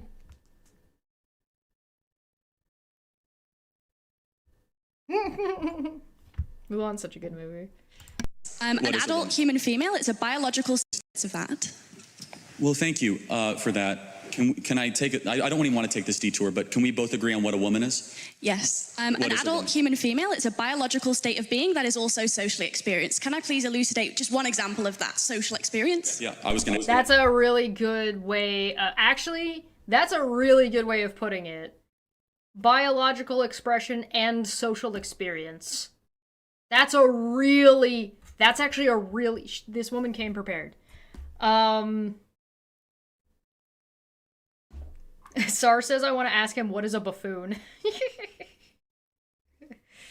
A separate seat for one person, typically with a back and 4 legs, which is not a horse. So a human? A human on all 4s? Or a cow? That is not a horse? Any other 4-legged creature? Answer your question, but sure, go ahead. Yeah, okay. So let's say you're a member of a tribe, and that in that tribe, you have the biological female anatomy, and in order to become a woman in that tribe, you have to also get a tattoo. That's a social experience that's mapped onto biological reality. So can a woman have a prostate? Can a woman have a prostate? Biologically speaking, a woman is an adult human female that has a biological reality, but it's also social experience, right? So I don't... Yeah, it's super easy. Like, can a woman have a prostate? So as per my definition of woman... It's really simple because I don't understand what I'm talking about. I would say that people who have a prostate are biologically male, but they can sometimes be socially treated as women. Okay, got it. So women can have prostates. Got it. Okay. Yes. So you're a feminist. It's a woman. This is a definition that functions for the sake of discussion. Actually isn't just fighting for women, you're also fighting for men. So, yeah. Feminism has always been fighting for men. It's just not their focus. Feminism is good for fucking men. So remove the prostate. Yeah, right? If we remove... Like, can we... I feel like the answer to Charlie's question, his smug-ass stupid face, is... So if we remove their prostate, are they women? He thinks he has a gotcha and is just embarrassing. Yes, yeah. Men also experience harms from patriarchy, but I argue... We're talking about the same feminism, though, just make sure. Yeah, sure, go ahead. So men also experience harm from patriarchal domination, but I would argue that those harms come from that system of domination itself. In the same way, for example, this isn't a threat, but if I reached across and punched you in the face, then my hand might hurt. Right? So are we understanding that there are, patterns of power? So I would also fight for the rights of men as a feminist, just as I would fight for the rights of women. Sure. You think women are happier than they were 40 years ago? I think... Stop distracting Charlie and answer her questions. You're dodging her question. Remember what her initial question was? He doesn't remember. I would have a few responses to that. I think that women report more stress and dissatisfaction today because, not because they have more rights or because of feminism, but because they're under dual pressure to both excel professionally and also because of the domestic labor in homes that is structured around outdated expectations. So, for example, studies like the OECD's Better Life Index show that women's life expectancy, education levels, professional achievements have risen in countries with higher gender inequality. So I would argue that what I would like for you guys to notice Charlie Kirk's physical change and verbal change. A woman walked up. He suddenly got more relaxed, feels like he's more confident. His hand is in his pocket. He's leaned back. He's speaking slower because he does not feel intimidated. He isn't as defensive right away. He thinks he's got this. She already absolutely rolled him. And he has no idea. He didn't notice. But yes, feminism is egalitarian. Yes. Your calling unhappiness is actually visibility, because now we hear women expressing dissatisfaction, whereas in the 50s, we prescribed them Valium and we lobotomized. Yeah. Hey, that's that thing I said a minute ago. That's, That's really rich. I didn't know women not to complain 50 years ago. That's funny. So We've always been. no, hold on. Boo! Boo this man! Boo! Were you there, Charlie? In the 50s also wasn't 50 years ago anymore, Charlie. He's making the... Guys! What year was it 50 years ago? Quick chat, what year was it 50 years ago? Yeah, you see how condescending he is? Yeah, he's condescending and then says it wrong. She said in the 50s, and he says in 50 years ago. Cocky like he's fucking smart. What year was it 50 years ago? It's currently 2025.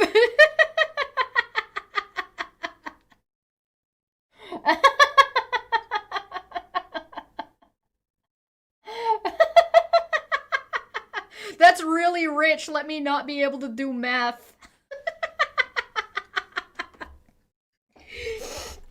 Oh. Hold on a second. Why are suicide rates going up more for women? I think that encourages. Can Charlie Kirk answer her fucking question? Materially, women are killing themselves more. Why is that? I think that even if both men and women have become unhappier, men's suicide rates have risen as well, and that's also been exponential. Can you at least concede that feminism offers only one potential explanation? There could be also other explanations. Of course, obviously, but feminism is the glaring thing in front of us where we have fertility rates. It's the glaring thing in front of you because you want to control women and put them back in a box because it bothers you because you want control and you're not getting it anymore. Suicides rate go up, we got more people now. This is true. Down, we have marriage rates down, we have unhappiness up, and we did something in the 1960s out of the universities of Bretty Friedan and Gloria Steinem and all these feminists that basically said you're trapped in a home, go get a job, freeze your eggs, take birth control, and all of a sudden women are way unhappier than they were 40 years ago. And I just have to ask the question. 40 years ago? All right, well that would be in the 80s. I think Charlie Kirk might have lost track of what year it is. I think he might be a little bit lost in the sauce of what year we're in. All of a sudden, yeah, I think that we can all agree that there is a... Hold on, wait a second. Didn't Charlie already give one of his main arguments and problems with Western society right now as being the failure of moral authority and moral absolutism being imposed, and that people for decades, generations, have been being scammed by the education industry? Those are two things that are not feminism, that he already agreed on were making people unhappy as part of his argument that these things were making people unhappy. And feminism didn't come up at all. So why does he have two examples that he's prioritized without even mentioning feminism at all, that suddenly feminism is the problem? Do I think Charles knows the difference between correlation and causation? I think he could spout off correctly what is correlation and what is causation, and maybe he might be able to tell you the difference between the two, but I don't think he can apply it. I don't think he's capable of applying that.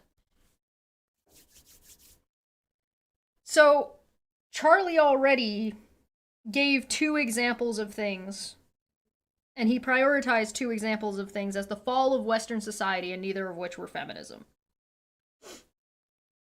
So, the fact that he's now trying to retcon that to say that this is all actually feminists' fault is kind of fucking hilarious.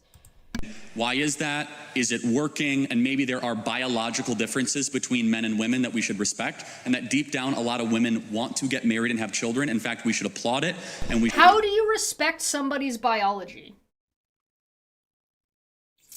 Particularly based on their biological gender. What does that mean?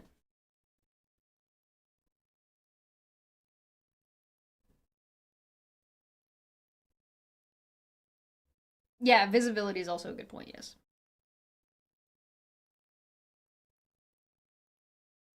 Is respecting somebody's gender and their biology not kicking somebody in the nads? Not ogling somebody's breasts? Is that what respecting somebody's biology is? I don't know what that means. It's just a nonsensical bunch of words that don't have a point.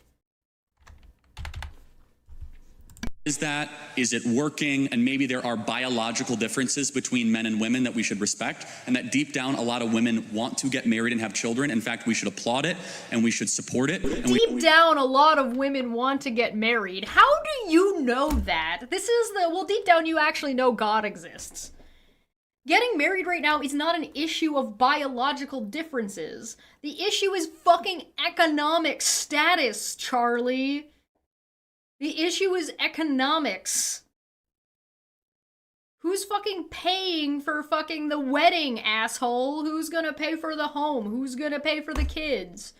How are you gonna afford fucking one person working and one person staying at home regardless of their gender? And why would their gender even matter? If one person's better at it than the other, then the person who's better at it should be the one doing it. You think that people don't applaud at weddings? Do you think people show up and say, boo, you shouldn't get married? I'm sure that happens sometimes, but that's incredibly fucking situational. Deep down, Charlie Kirk thinks that women just want to get married. Do you not think that women could want more than one thing? This is just sexism. This is just women are less than. Dog whistling. Working, and maybe there are biological differences between men and women that we should respect, and that deep down a lot of women want to get married and have children. In fact, we should applaud it and we should support it. Where does feminism say any of these things can't be done or shouldn't be done? And we should say it means nothing if you're going to go be a CEO of some shoe company or be some banker in London. What matters Yeah, listen, the man should have all of the money and the success, and the woman should just stay home. See? Like, what do you mean? Suddenly, if it's a woman doing it, it doesn't matter. It doesn't hold any value. But if a man does it, it's something to brag about.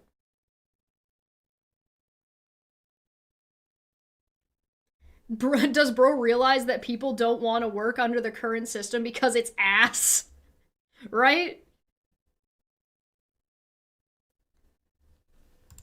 If you raise children and you have something to pass down long after you're gone. I think I would bring... What are you going to pass down to your children if you don't have a job, Charlie? Is that not accidentally suggesting that the woman should get married, have kids, and be a successful CEO so they have something to pass down? Why does Charlie keep undermining his own argument inside of his argument?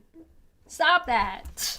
2 points to that. The first one is just really simple, which is that you can ascribe liberalism all you want as the cause of the unhappiness. I would argue something else. I would say that it's certain economic policy that has very little to do with the social acceptance of alternative lifestyles. I would say that we can recognize that income inequality across a vast swathe of Western countries has increased, which causes all kinds of social ills, a lack of social cohesion, housing price growth doesn't correspond with wage growth, monopolies increasingly become kind of emboldened to interfere with politics, and monopolies don't prioritize social health either. I think that those offer more compelling reasons for a decline in happiness than an increase in freedoms, because just one more thing, on an intuitive basis, generally speaking, people want more freedom, not less. Okay, so if that's true, why is it... I would like to point out that it's really good of her to call out that what Charlie Kirk is selling, his pitch, is less freedom for people, specifically women. Do you agree that the happiest women of the West are married with kids? Freedoms, because just one more thing, on an intuitive basis, generally speaking, people want more freedom, not less. Okay, so if that's true, why is it? Do you agree that the happiest women of the West are married with kids? That doesn't matter. So this is a loaded question for a couple of different reasons. It doesn't address anything that she's brought up, but it's a loaded question because if you build the structure in a way that benefits a particular lifestyle, then that particular lifestyle is going to appear to do better than other lifestyles. Right? That's how that works. So you've already loaded the answer and loaded the question. I would have to look into it, but Every I think there are study certain shows, there are right? certain And studies that objectively, do. we know that, right? The women with kids are not the ones tearing down statues. We don't objectively know that, Charlie. You don't get to just state that something is objective. That's not how it works. You don't just throw the word objective in front of things. People's fucking especially when it's about how people feel about things. It's an entirely subjective issue. Holy shit. Right? They're the ones that actually have obligations. Does tearing down statues correspond to some kind of smiles per capita data set that I wasn't aware I mean, of? again, it's like, it's a little bit of a one-liner. The happy and the grateful. The happy and the grateful usually don't go burn down Wendy's in their spare time. Of which You don't have to be happy and grateful. You can be happy and not grateful at all. You can also be unhappy and working towards that happiness, and if working towards that happiness and like getting rid of the thing that makes you unhappy, right, can bring happiness. Again, he's doing that thing where he's trying to cherry pick out random incidents and then applying it to everything. Right? So it's like, if there's an unhappy single woman because we've set up the system to shit on single women, like let's call it a single mother, right? Therefore, marriage is good and we should do a monogamy and not let women get divorced because this one woman is unhappy because we set her up for failure. Right? So, again, you're back to you've loaded the gun. Right? You're just saying like, hey, I shot you in the foot. Therefore, women are unhappy. Therefore, you should be married because if you were married, I wouldn't have shot you in the foot. If unmarried people are intentionally suppressed and made unhappy by people like Charlie Kirk, then they create that reality. Yeah, it's a self-fulfilling prophecy.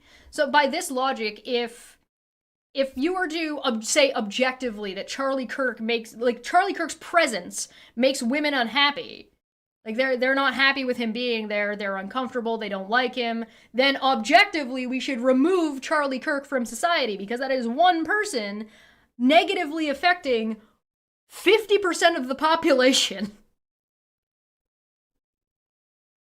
Right? By Charlie Kirk's logic, we should just remove Charlie Kirk. We saw in our country all throughout a single summer. But as a side note, you would agree, objectively, study after study, survey after survey, that the women of the West that are married and have children, especially a lot of children, are far happier than even the ones that earn more money correlated at the same age. He thinks a subjective poll makes his assumption to the solution objective.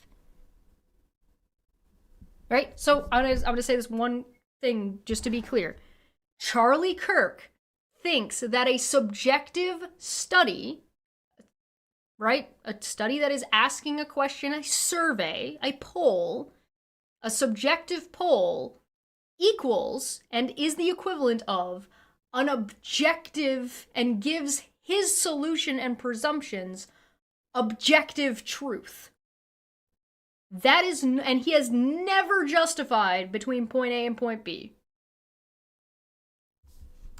So I also don't think that happiness is a very good metric, and neither do you, because you think gay people shouldn't just pursue happiness by being gay. They have other moralistic considerations to be making. So I don't think smiles per capita is a particularly convincing way to measure whether or not we should encourage women to be autonomous. I think we should maximize agency within a fair system that has reasonable parameters because it's expedient, it's good for the economy, it's logical, it's the moral thing, because if we can't prove the material harms, we shouldn't discourage it. And also self-reported studies is a really flawed way to do psychology. It's the week before my university exams right now, and I'm standing here explaining the basic methodology behind survey collection in sociology, which you don't even think is a real subject, to Charlie Kirk. If I took one of those surveys right now, I'd check extremely miserable, but so would a Palestinian child who's been torn to smithereens. How are we going to measure... You would say extremely miserable? No, I'm Yes, Charlie! When women have to explain basic concepts to you when they are well beyond your capabilities, it makes them miserable. And women don't like being around you because you hate them. And you're telling them that you should get to control their lives, you fucking jackass. Why are you surprised? Yes! Extremely miserable. I'm on my 3rd video watching your dumbass. Extremely miserable. Horrid. Baffling. Awful experience. Sometimes you do things that are uncomfortable or end up being a negative experience because it's worthwhile to do anyway. Straight women are happier without men in their lives. This is that's true. It's true. These are like, it's a Hi Noodles, welcome, good timing. Kind of making a joke. No, I mean, but seriously, like, as a, but She had to explain that she was being hyperbolic to him. I'm going through exams and I am standing here as a student explaining the basics of statistical psychology to Charlie Kirk. Get me out. Charlie Kirk looks so fucking goofy when you take him out of his extremist bubble and put him around like regular, normal people that are like have some education. hold on, I mean, like, that's an important point, though, is that the women in the West have that you fucking suck and they have to listen to you and people like you that you're dog whistling to and encouraging. Yeah, it's almost like if Charlie Kirk were to actually listen to women and actually care about women, he wouldn't be doing or saying the shit that he wants. He's just a hypocrite. He's just a liar. the best in the world, and yet they're way unhappier than women of sub-Saharan Africa. There's something fundamentally wrong here. Did he just miss what she said at the last bit of what she said? Because she said, when you take these statistics, when you take this information, context gets lost, and you can manipulate statistics and numbers really easy. Miserable women explaining statistics to Charlie Kirk, 100%, sample size 1. Exactly. Women of sub-Saharan Africa have something that a lot of women in the West do not have. The women in the West have cats, and they have good jobs, and the women of sub-Saharan... Do the women in the sub-Sahara don't have cats? Cats are the level? Really? Like, you understand that, like, this is why people don't like you and why women don't like you, right? Because you're distilling it down to stupidity.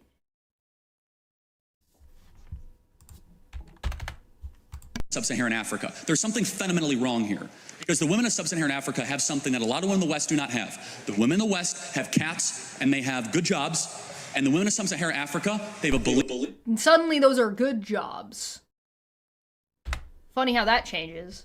Women in the West have cats, and they have good jobs, and the women of sub-Saharan Africa, they have a belief in the divine, and they have kids. And maybe there's a And no cats? And again, we're back to Charlie Kirk does not treat child rearing as a job.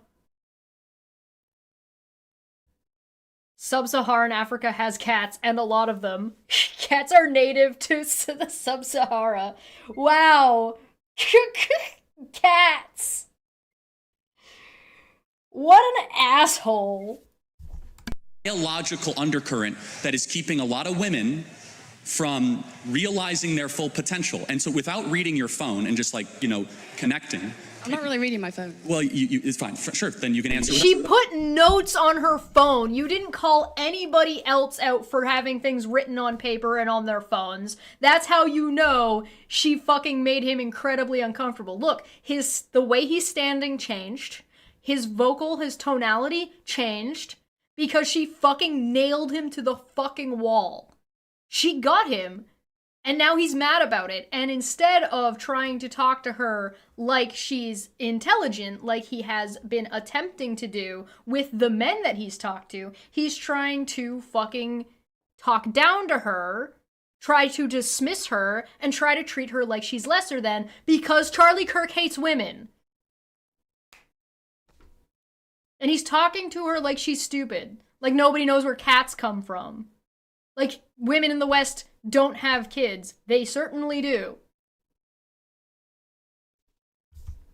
Without it. Fair enough. Would you agree that it's a good thing that more women get married and have children in the West? I would ask you, would you say that a sub-Saharan African woman who's experienced female genital mutilation and checks extremely happy in a survey, and I also would check extremely happy in a survey, who do you think would be objectively more happy, even if they both check the same answer?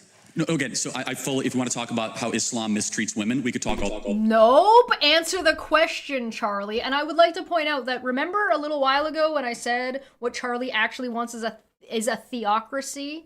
He wants to be able to weaponize his religious beliefs and use them to impose on other people.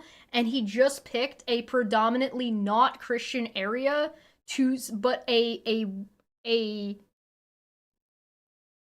just an area that he believes is more religiously oppressive as what to be aspired to, which is inherently anti-American.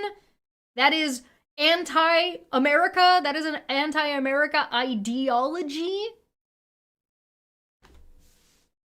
Fun fact, women are more likely to get married today compared to any other time in history. Oh, interesting. Do you have a citation for that? I want to also point out that a lot of marriages in the past were prearranged. There is also that. Yeah, he's absolutely overlooking that aspect. But yeah, he's just blatantly talking about how Islam mistreats women. Well, completely unironically putting out as if Christianity doesn't. But Let's check the same answer.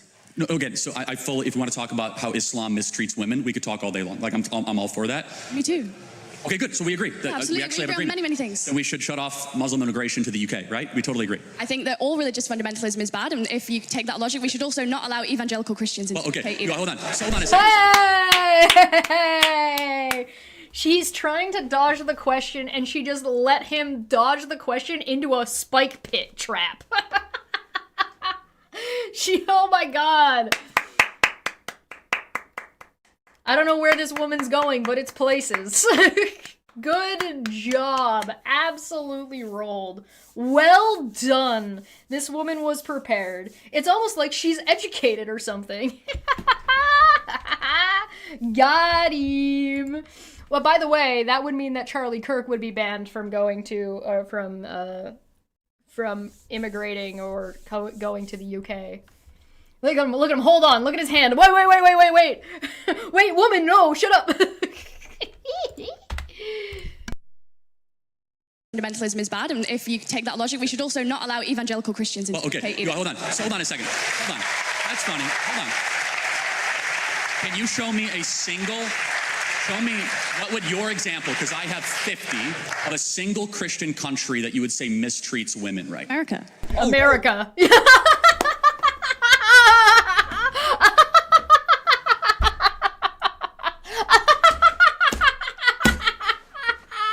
Everybody say it with me now.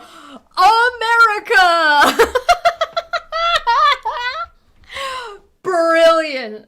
Absolutely fucking mwah. Charlie Kirk's gotta be like, look at his face. Look at his dumb fucking, look at his stupid face. Hold on, let me, look at his stupid face. Look at this man's dumbass fucking. Ooh! Oh, he's so mad! He's so mad! He's so angry! 0.0000003 seconds to answer. America! Instant answer! He walked into that one. He dodged into a pit trap and then tried to climb out and then just got, like, kicked in the face. Wonderful. Oh, bro walked into that like a Tom and Jerry sketch. He did. Meme-erific. Ooh, America. Fucking America, like just America, straight up. God damn. I applaud thee. Absolutely wrecked. Absolutely destroyed. Wonderful. 10 out of 10. 10 out of 10! What'd I tell you? I told you he was gonna get rolled. Wonderful! He keeps dodging into traps. Anvil drop. The piano. Bong!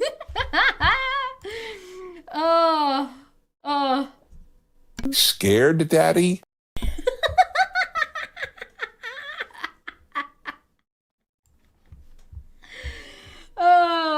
Well done, well done. Oh, really? Yes. We had a female woman vice president. We had a female vice president, a female Speaker of the House. Women earn more than men in You want to talk about how the Republican Party talked about and treated Kamala Harris? That is not the flex that you think it is. And again, an individual does not mean the whole of women. If you treat one woman well, it does not mean you are treating all women well. This is the same argument of, oh, but I'm not racist, I have a black friend. You like a singular black person. That does not mean you are not racists. America. In Rwanda, female representation in government supersedes the UK by quite a lot. Did women get treated better in Rwanda? Okay. What a brilliant turn. Brilliant. This woman is fantastic. Oh my god, she is just ready. She's charismatic. She's witty. She's snappy. She's got the shit. She is fucking wonderful. She's got the American flag on her sweater. She's got the blonde hair, the blue eyes, pumped up kicks. Let's go. She is the Aryan that Charlie Kirk wants, but she talks and he's mad about it. Brilliant. He fucking turned this into, we had a female vice president and she's like, you want to talk about representation of women in politics? Rwanda. Fucking wonderful. Oh, God. If you possibly could you have this lady on the channel? I would love to speak with this woman. I'd be intimidated. I might be super off this. Like, is Rwanda Islamic? Like, I'm not totally sure. I don't think it is. Like, why would it matter? Is it? What the fuck? We're back to Charlie Kirk only knows about America and doesn't know anything about anybody else, and so bringing up anybody else embarrasses him because he's an idiot. I might be super off this. Like, is Rwanda Islamic? Like, I'm not totally sure. I don't think it is. Like, is it? Like, I don't know, actually. It's not. They're laughing at him. So, again, we were just talking about Islam. It's a little bit of a side note, but you must be morally clear, because you brought up female genital mutilation, which is... The fuck about morally clear? Look at this man. He's just fucking waffling all over the place. He's drowning. He's drowning. Religion in Rwanda. Christianity is the largest religion in Rwanda, with Protestantism and Catholic being its main denominations. Around 3% of the population claims no religious affiliation.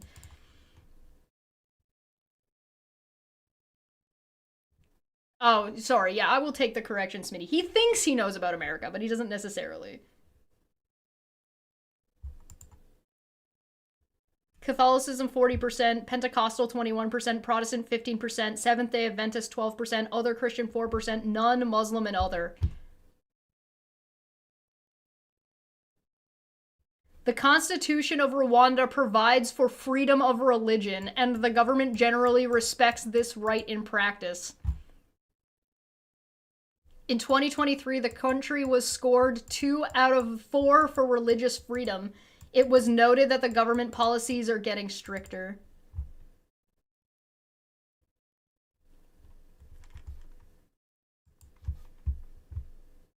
So Charlie Kirk, instead of addressing the thing that he brought up, that he got answers to, he's trying to jump to fucking moralistic bloviating about female genital mutilation. A teaching of the Islamic faith. But as a side note, like, again, this is very important. She already agreed about this. Look at her. She's like bored. Like, look at her face. You must be morally clear, because you brought up female genital mutilation, which is a teaching of the Islamic faith. But as a side note, like, again, this is very important, which is, I'm not here to require you to do anything or not. I'm making a simple... You're trying to require things of women, Charlie. You're trying to take away women's rights and freedoms, Charlie. And then trying to say that you're doing them a favor and they should be grateful and this is you treating them well, Charlie. He's trying to completely redirect, yeah. Observation, which is objectively true regardless. The women of the West... If it's your observation, it is not objective. fucking Christ! Christ on a bike! Motherfucker, if it's your observation, it is not objective.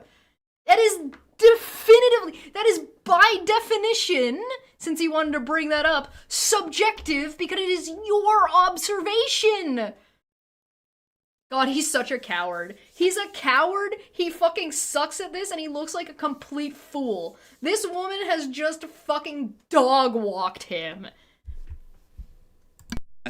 Are miserable, and they're miserable for a reason, because we've told them this. Charlie, she just told you that you make women miserable. Do you think that maybe it's your observation because the women around you are fucking miserable because of you? Maybe you're the fucking problem? The call is coming from inside the house! Ah! Guys, I don't understand. All the women I observe are miserable. It's like, yeah, because you're observing them. No women want you observing them, Charlie. You're making women uncomfortable. Stop it.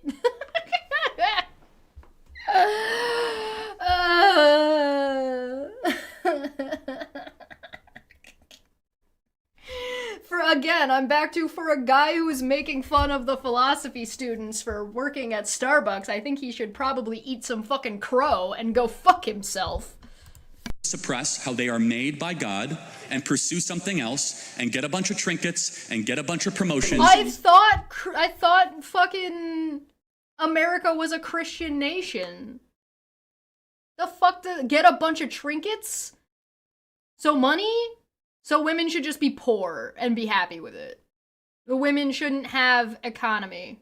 Women shouldn't have the ability to make money. Women shouldn't see. You see the problem here? Do you see the issue? Do you see what he's getting at?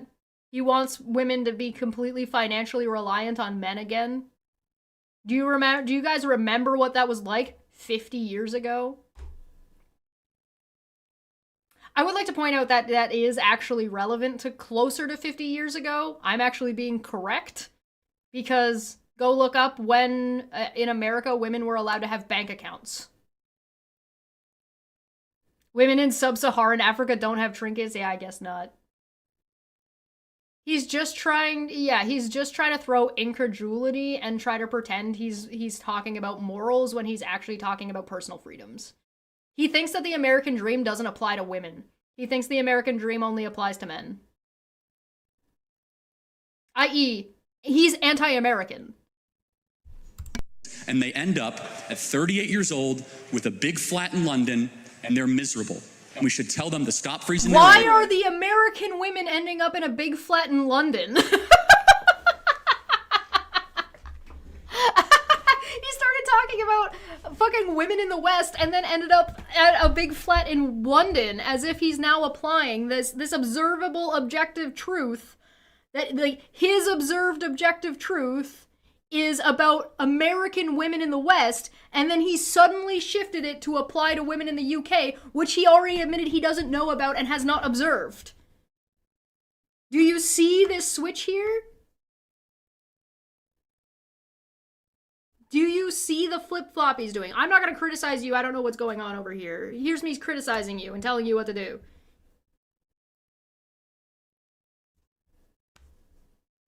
Hey, if trinkets are a moral failing, Charlie, why are you worth allegedly $12 million?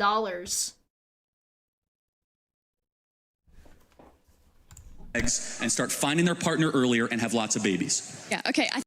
If they were gonna freeze their eggs, doesn't that enable them to have more babies? By the way, doesn't that enable them? Because then you'd be able to have babies with those eggs and the eggs that you have eggs saved for later. Shouldn't he be a proponent of more eggs? Like, also, how many women freeze their eggs?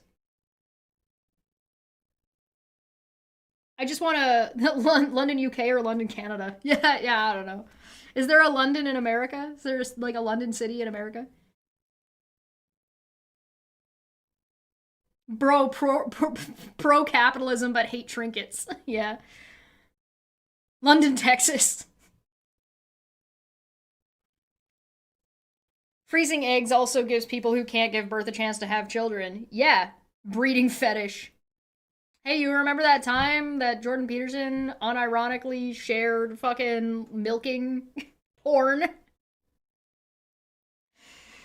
If you wanted to know whether or not Charlie Kirk hated women, that rant was it.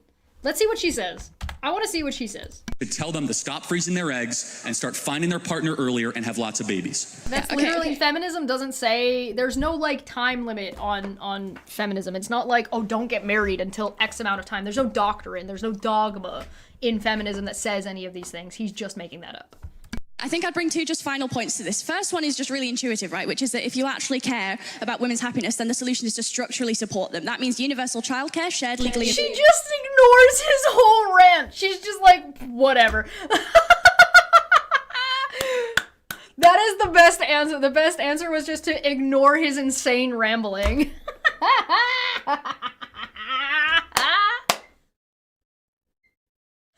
Perfect.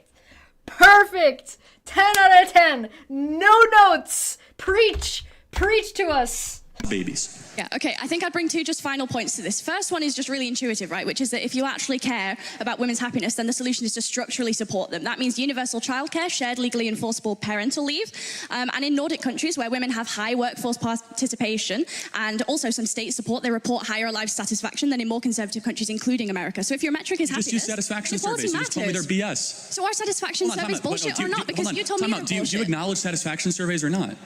You just told me that they're BS. Do you think... No, she didn't. She said you didn't understand them. That doesn't mean they're bullshit, Charlie. You're just making shit up. Yeah, satisfaction is bullshit. No, he's talking about the surveys. He's saying that, like, yo, you said that the surveys were bullshit. That's not what she said. She never said that. Funny that suddenly swearing is okay with Charlie now, with his moral high horse. They're objective. We can use that as data? I don't think that... They're not objective! Charlie! Jesus fucking Christ! The things that are objective are the only... Is the only thing that Charlie thinks is viable have to be objective? Like, if it's not objective, it has no value, because that seems to be his position. The only sole data set, but it is a data set that necessarily you told me they're matters. so flawed and you self-report. Okay, by the macro self-satisfaction data, I am correct. And you are right. When you have paid family leave, you are happier. I'm actually a proponent of that. At Turning Point USA, we pay for 6 months when somebody has a child. I think there's a lot of agreement we can have on that. We need to encourage having more children. I think the Hungarian child policy is phenomenal. We should look at it. Let her answer, you prick. Stop misrepresenting and lying about what she said. Not sure he understands objective versus subjective. Yeah, now he's on to Hungary. She got him so good that he is totally all over the place. She's just letting him burn himself to the ground right now. That is plaguing the West is we're not having enough kids. And it's not just bad because we won't have a future, it's also bad because the present is awfully miserable for too many women as well. But you are attributing it to feminism, and that's the contention, because you are misattributing it to feminism, which you cannot justify. You just strawman feminism and say that it is doing things and saying things and encouraging things that it is not doing. No feminists. Feminism is not going to tell you you can't be a stay-at-home mom. That's not what it says. Economics says, and socioeconomic status says you can't be a stay-at-home mom. And that's about pragmatism and capability, not about ideology or desire. You need to have a happy society. You need to have a stable socioeconomic status and a healthy economy. And America does not have a healthy economy. And has an overabundance of low socioeconomic status where fucking like 5% of people own the majority of money. Okay, in which case I think we get... Do I start bringing this to a close, please? Okay, I think just one final thing, which is that in which case we get... He's trying to interrupt her because he wants to have the last word. to a really interesting argument about what parts of womanhood can be demarcated to the social and what kinds of womanhood can be demarcated to biological. So for example, my anatomy is demarcated to the biological, but the fact that I might potentially be a better nurturer than a man, I would demarcate that to the social, you might demarcate that to the biological, in which case we have differing moral scales of value. I would ask why we should necessarily prioritize your moral scale of value, which prioritizes things like the birth rate, when in actual fact there are various other moral scales of value. And if you yourself are a free market American, why is it the case that you would not, like the previous speaker noted, I've already answered extend personal freedoms towards all spheres, including a private sphere? I believe in absolute truth claims, and it's absolutely wrong and bad when a society stops having kids to replace their own population. And then you have They're not stopping having kids. And no, you didn't answer.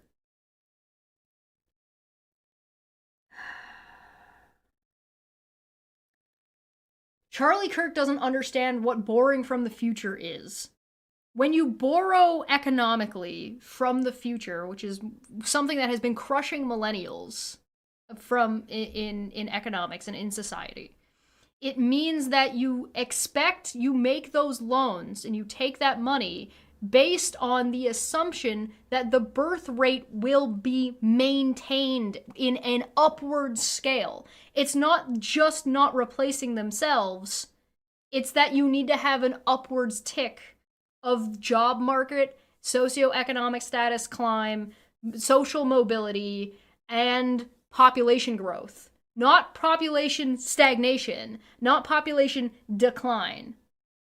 Charlie Kirk does not understand what he's saying. He doesn't understand what he's talking about, and he weaponizes that ignorance to speak incorrectly on an authority as if he thinks he knows what he's talking about, proud of his ignorance. His ignorance is what's entitling him and emboldening him to do stuff like this.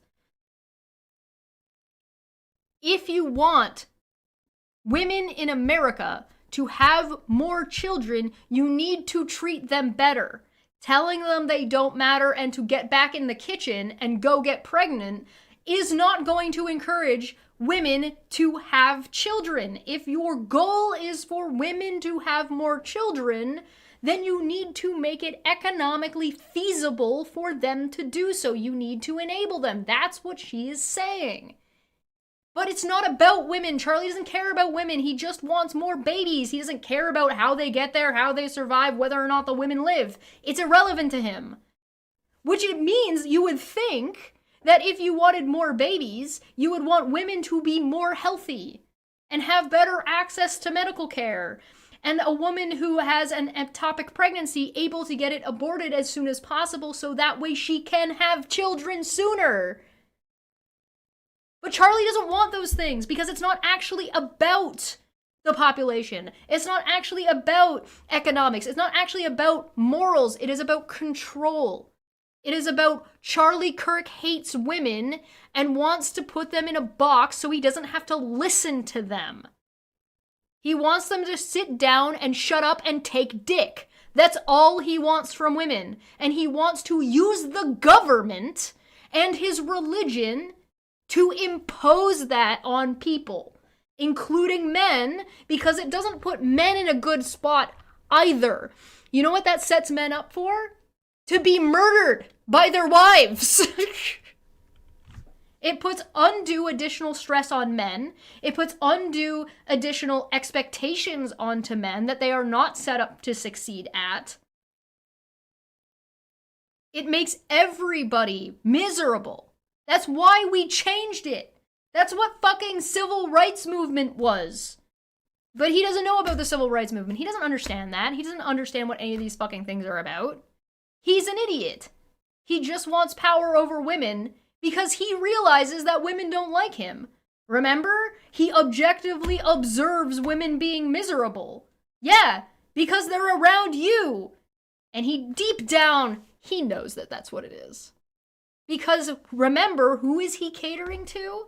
He's catering to disenfranchised young men who are going to buy this bullshit and that women are uncomfortable around them. And they don't understand why and they don't know what to do. And they think if you just suppress women, that will make their lives better. And it won't. It won't make your life better. Suppressing a woman won't make you feel better. It won't improve your life. to import the third world, and you become the third world. It's bad. I disagree, but thank you. America's already a third world. It's just a third world dressed up as in a first world suit. Thank you. See, he just wanted the last word. That woman rolled him. He should be embarrassed. Look at him looking at the floor. He fucking knows. Nice fucking shoes, you fucking loser.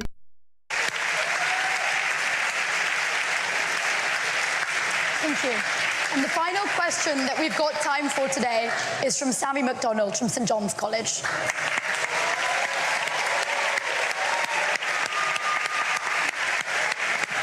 Yeah, and Smitty is right. He did just make the argument that America should be the sub-Saharan Africa.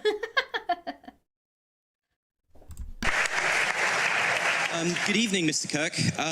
You've obviously devoted a lot of your life to electing, keeping in power Donald Trump, and you did so partly because you said Trump would put Americans first and take them out of foreign conflicts. Should we see how that is going at the moment?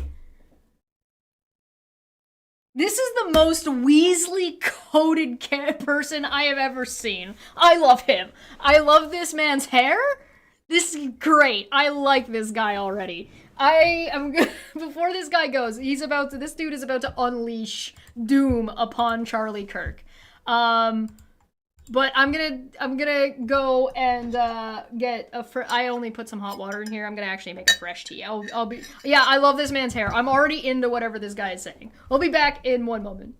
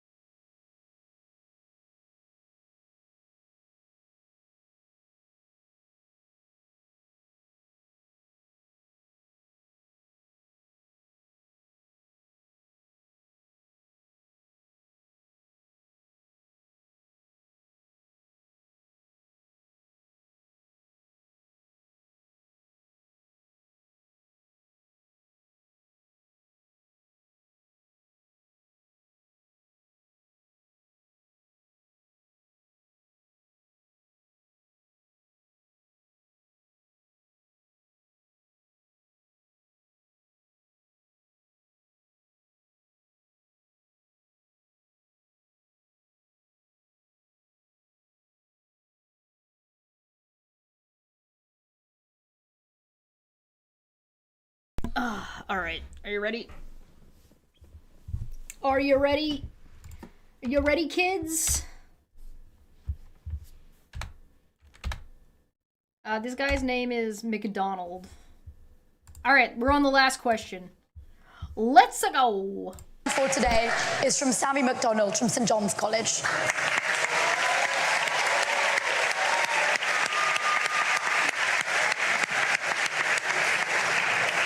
Good evening, Mr. Kirk. You've obviously devoted a lot of your life to electing, keeping in power Donald Trump, and you did so partly because you said Trump would put Americans first and take them out of foreign conflicts. Should we see how that is going at the moment? Currently, Trump has just accepted a $400 million debt from Qatar, which we're assured is perfectly above board.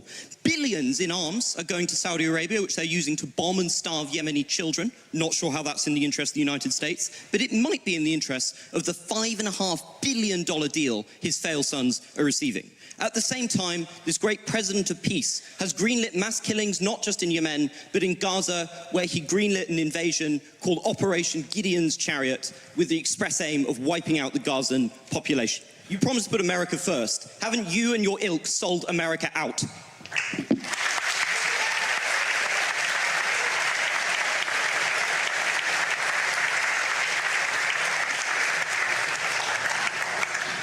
No. Well, I'm glad you have great intellectual substance and can...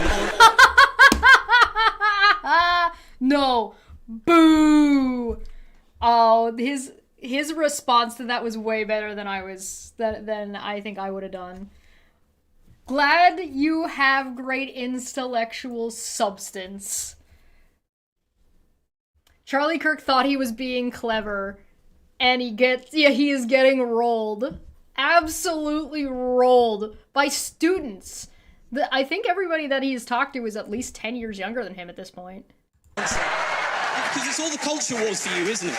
The second someone actually tells you what you're doing, which is red. Can you calm down a little bit? Like, just a little bit. Pounding the table, you're all over the place. No. Boo! Boo! Boo! Tone policing. So, Charlie Kirk walking back and forth and being bombastic. Wow, Charlie. Wow. Not happy that the word no didn't fucking work? You want me to go piece by piece? Or would you like me to talk slower? I think you can... Number one, Donald Trump is convening a peace deal between... You're not gonna let him finish? You're gonna condescend to him and then not let him answer? Of course, Charlie, you fucking prick. Why does he keep dodging into traps? I don't know. Between Russia and Ukraine. Joe Biden gave them that's armaments. going well, isn't it? We're not asking about Russia and Ukraine. Stay on topic. And also, that is not going well at all, Charlie. I don't think Russia and fucking Ukraine is fucking very, is the flex you think it is. He's going well. Can you not interrupt me? Well. I allowed you to talk uninterrupted. You were supposed to sit there and answer the question. You answered the question and then interrupted his next point. You are the one interrupting, Charlie. You seem pretty triggered, Charlie, and you're trying to hide it by pretending you're calm, which is why you're actually lashing out at being confronted with facts.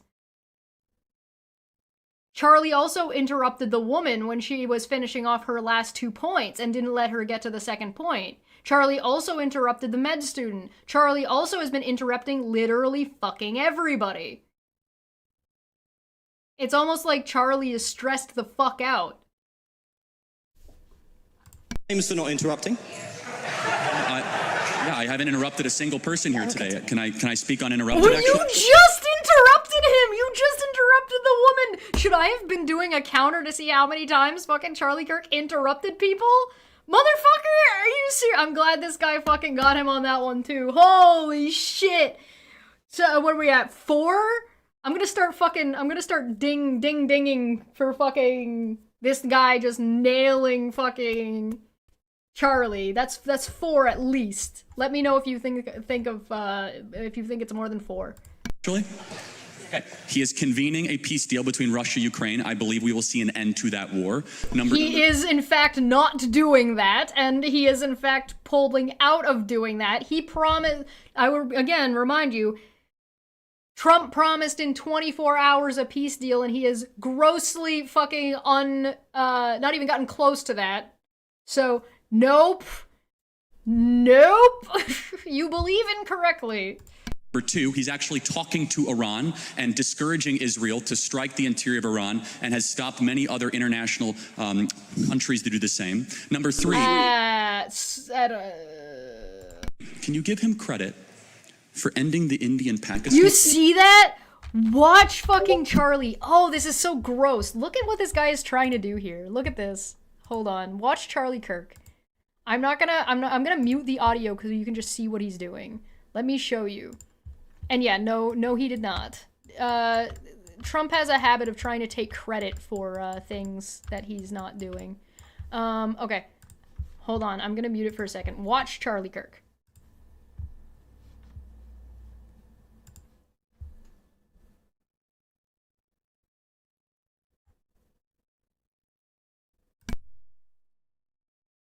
Did you see what he did? Let me zoom out a little bit so you can see a little bit better as well. I zoomed in a little too far. You need to be able to see his feet.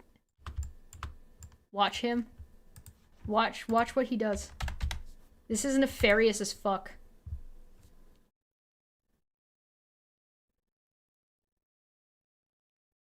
Switches hands, puts his hand forward, leans it in, leans his knee forward, and then puts his fucking mic down like he made some really big point. Like he's trying to be fucking intimidating. Like, you see what he did? And he's saying like the most unhinged, untrue shit. This is what this is it's posturing. He is trying to seem far more confident about and like imposing about what it is he's actually saying. So let's watch it again. But we're gonna watch it with the actual with the audio on and the subtitles, so we can see what he's actually saying. Any other international countries to do the same. Number 3, can you give him credit for ending the Indian-Pakistan war? I told you he's saying the most unhinged shit. Fucking Trump had nothing to do with India and Pakistan. So no, nobody's going to give Donald Trump credit for something he had literally nothing to do with. If anything, Trump has emboldened Pakistan to take money from Russia to fucking fund attacking fucking India. Oh my god! If you want to know more about the Indian-Pakistan war, there is a video coming out on Debate Hub, but also, like, Monty was talking about it, if you want to go find it in our stream yesterday. Or, sorry, on Saturday. India's pissed about it. About fucking Donald Trump taking credit for that. Absolutely fucking pissed. Absolutely pissed. Let me see if I can find it. India responds.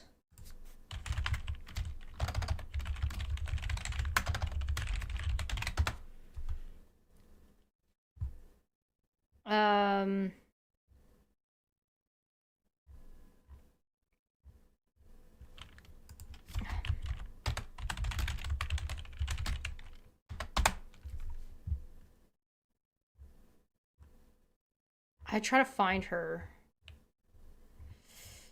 Let me go to... I'll be able to find it from here. I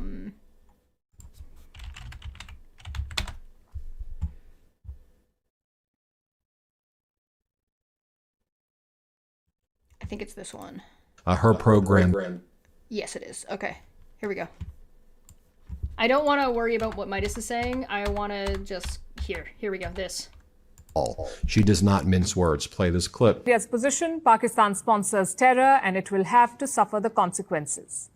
And while India sends this message to the world, someone else is trying to steal the mic. I'm talking about US President Donald Trump. India and Pakistan decided on a ceasefire, but the announcement came from Donald Trump. And since then, he's been telling a lie, repeating it on loop, that he stopped this conflict. On Saturday, my administration helped broker a full and immediate ceasefire, I think a permanent one, between India and Pakistan, ending a dangerous conflict of two nations with lots of nuclear weapons. Just days ago, my administration successfully brokered a historic ceasefire to stop the escalating violence between India and Pakistan, and I used trade to a large extent to do it. I don't want to say I did, but I sure as hell helped settle the problem between Pakistan and India last week, which was getting more and more hostile.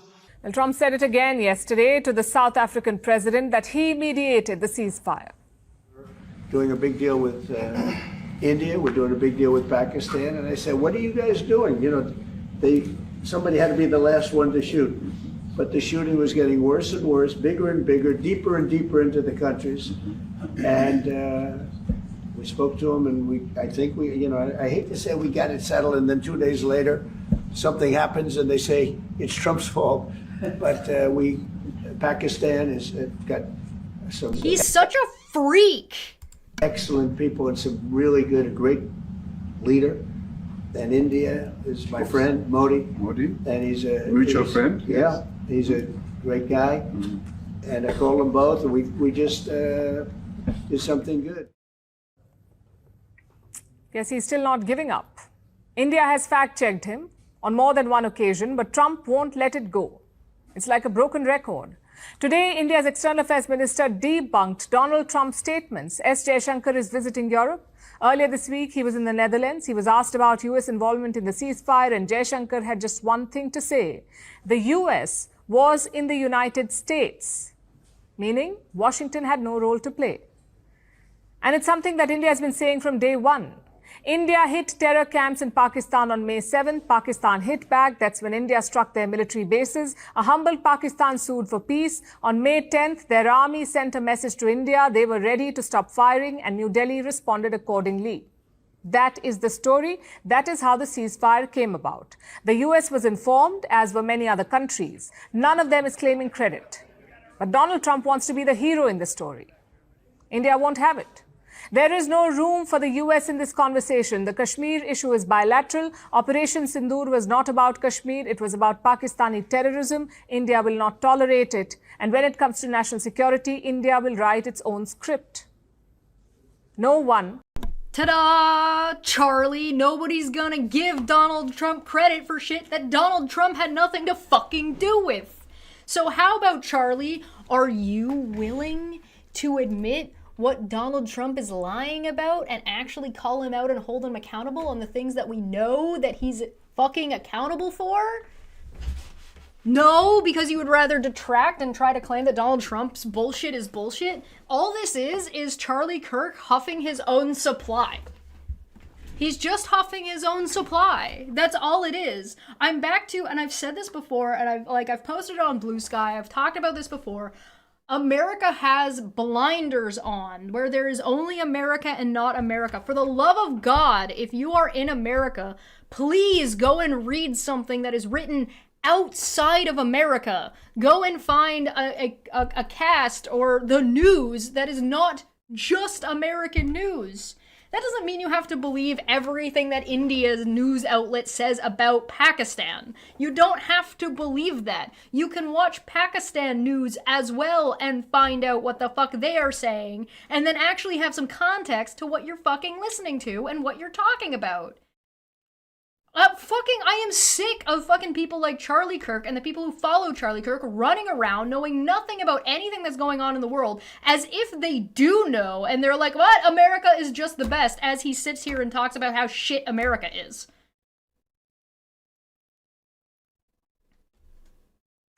Woo! Good job! Remember, this is the guy, meaning Donald, who took credit for celebrating the cemetery on women's suffrage, saying that no one had celebrated the 100th year anniversary until he was in office. Fucking literally insane. Literally fucking insane. Both of them said he didn't do that. Well, hold on. Both of them! India and Pakistan both said he didn't do that! So why would we give him credit for something that had nothing to do with him, you fucking psycho? For ending the Indian-Pakistan war? As if it's not, it's terrorist attacks, not a full, like, a war, meaning what? What war are you talking about? Both of them said he didn't do that. Well, hold on a second. Let's go back. No, that's important. Russia, Ukraine. Hold on, that's important. Can I speak now? Yes, but the Indian-Pakistan thing, you gotta go deeper than that. We'd have to go deeper than both of them said that Trump had nothing to do with it? Why? Why do we need to go deeper than that?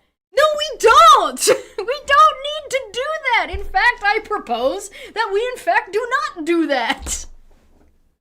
Ah! Let's go in order. Is a peace summit where the main person in question, Russia, doesn't show up, is that a success, Mr. Kirk? I'm not even sure. I'm not even sure. Not a success. Well, again, these are ongoing negotiations. Yes or no, dude? He's talking about that fucking Vladimir Putin didn't even bother to show up to the negotiating table that he demanded that Zelensky capitulate to. Zelensky capitulated, and Putin didn't even bother to show up, and Charlie Kirk's like, I don't know what you're talking about, because he's a fucking idiot. And it's a lot better than when your prime minister, Boris Johnson, went alongside our Secretary of State, Tony Blinken, to Istanbul and unnecessarily blew up a potential Russian peace. Whataboutism? Boo! And no, there was no potential peace with Russia. Peace with Russia starts as soon as whenever Vladimir Putin wants to stop attacking and invading people. It stops whenever that happens, or everybody else forces him to stop. There is only two options. This is a complete deflection of whataboutism that is completely irrelevant to the point he brought up. He brought up Russia and Ukraine as a point in his favor. And then when confronted about how that's not a point in his favor, he deflects to fucking Istanbul. Pretending there is any potential peace with Russia right now is just a dog whistle and fucking fake news. R.I.P. Russian planes. R.I.P. Russian planes. Peace deal, which has resulted in hundreds of thousands of dead Ukrainians, one of the great unnecessary wars of the modern era. Donald Trump believes in conversation. You mean the one that happened because America agreed to protect Ukraine under the circumstances that they denuclear? And then has stabbed them in the fucking back? And you think that's a point in your favor as your president? The guy on your side is continuing to stab them in the back and they're just ignoring him now? And police through strength. He has been president for well over 120 to 130 days, and he has already ended a war between two nuclear conflicts of India. No, he did not. Pakistan. He has secured our own U.S. southern border while we were being invaded. No, he has not. You were not being invaded at all, period. That's a lie. By foreign powers. And thirdly, he is brokering a potential settlement with Iran that will prevent a major escalation in the Middle East. And finally, no, he is not. It is very difficult, but I believe they'll get it done, that will finally see an end to the Russian-Ukrainian war. It's really interesting that all the things that Charlie Kirk wants to bring credit for Donald Trump are all bullshit. It's almost like there isn't any legitimate thing to give Donald Trump credit for, so he has to use bullshit propaganda about things that aren't even true and are not successful. It's almost like this is a lie. So how come, Charlie Kirk, you can't come up with one singular thing that is uncontested and actually Charlie Kirk says he works in objective truth, remember? A minute ago, I work in objective truth. That's funny, because none of these things you just said are true.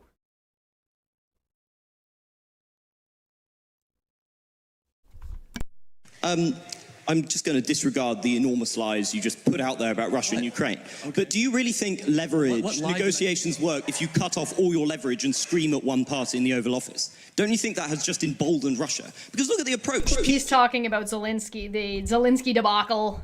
Putin thinks so much of your glorious president, he can't even be... Negotiations work if you cut off all your leverage and scream at one party in the Oval Office. Don't you think that has just emboldened Russia? Because look at the approach. Putin thinks so much of your glorious president, he can't even be asked to show up. You have... Not only is he not even can be bothered to show up to the thing that he put forward, but also he talked to Trump mocking him at a fake school setting that he set up to mock Trump, and has his news that he controls, the government controls the news in Russia, playing Melania's sex tape on loop. They are mocking Trump. Elected or help elect somebody who is at best an idiot and at worst is deeply corrupt. I think Charlie Kirk does actually believe this bullshit. I think that Charlie Kirk does believe that Donald Trump had anything to do with the Pakistan India conflict. I would also like to point out that Charlie Kirk is not intelligent enough to think otherwise and is intellectually lazy to bother.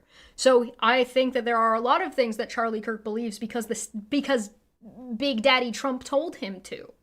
Big Brother said to believe this stuff. He just eats propaganda and then spits it, regurgitates it back out, and expects everybody to be grateful to him for it. And nobody's fucking buying it. Not here. He's getting rolled. Okay, again, so Trump and Putin had a 2-hour phone call today. You'll acknowledge that's a good thing. The pursuit of peace. No, that is not necessarily a good thing. Is this the one where he said he had to leave real quick to go talk to Putin and then he went golfing and then bombing happened immediately? That call, or are you talking about a different call? I don't inherently believe that Trump talking to Putin is a good thing because it... Why? Why is that a good thing? Sometimes be a winding road, and it's a lot better than Trump campaigned on 24 hours peace. You still haven't confronted or answered the actual question.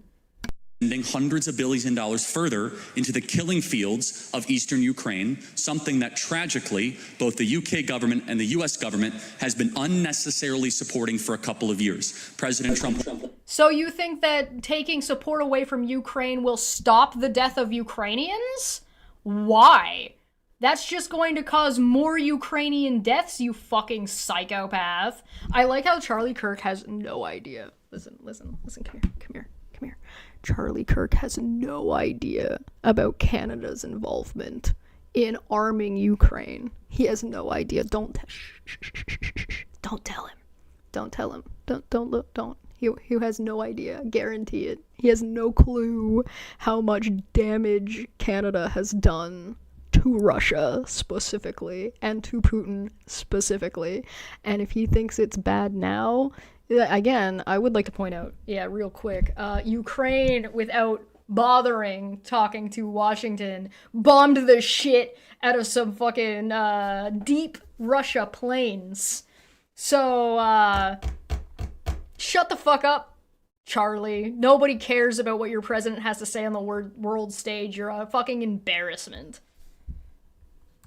Wants to see a brokerage, an ending of this settlement. I pray we can get it. It's very complicated because of the mess that Joe Biden left, which... Pray harder. And it was not a mess left by Joe Biden. Joe Biden was actually, if I remember correctly from Saturday, because we double checked on this, about deep strikes. On Saturday, I literally said, hey, Ukraine's allowed to do deep strikes. And then the next day, deep strikes. I was like, yeah, because Germany, the UK, France, and America, signed on by Joe Biden, allowed Ukraine to do deep strikes with their weaponry, because before it was disallowed. They were like, listen, we're going to support you, but you can't do deep strikes in Russia. Well, they lifted that restriction under Joe Biden.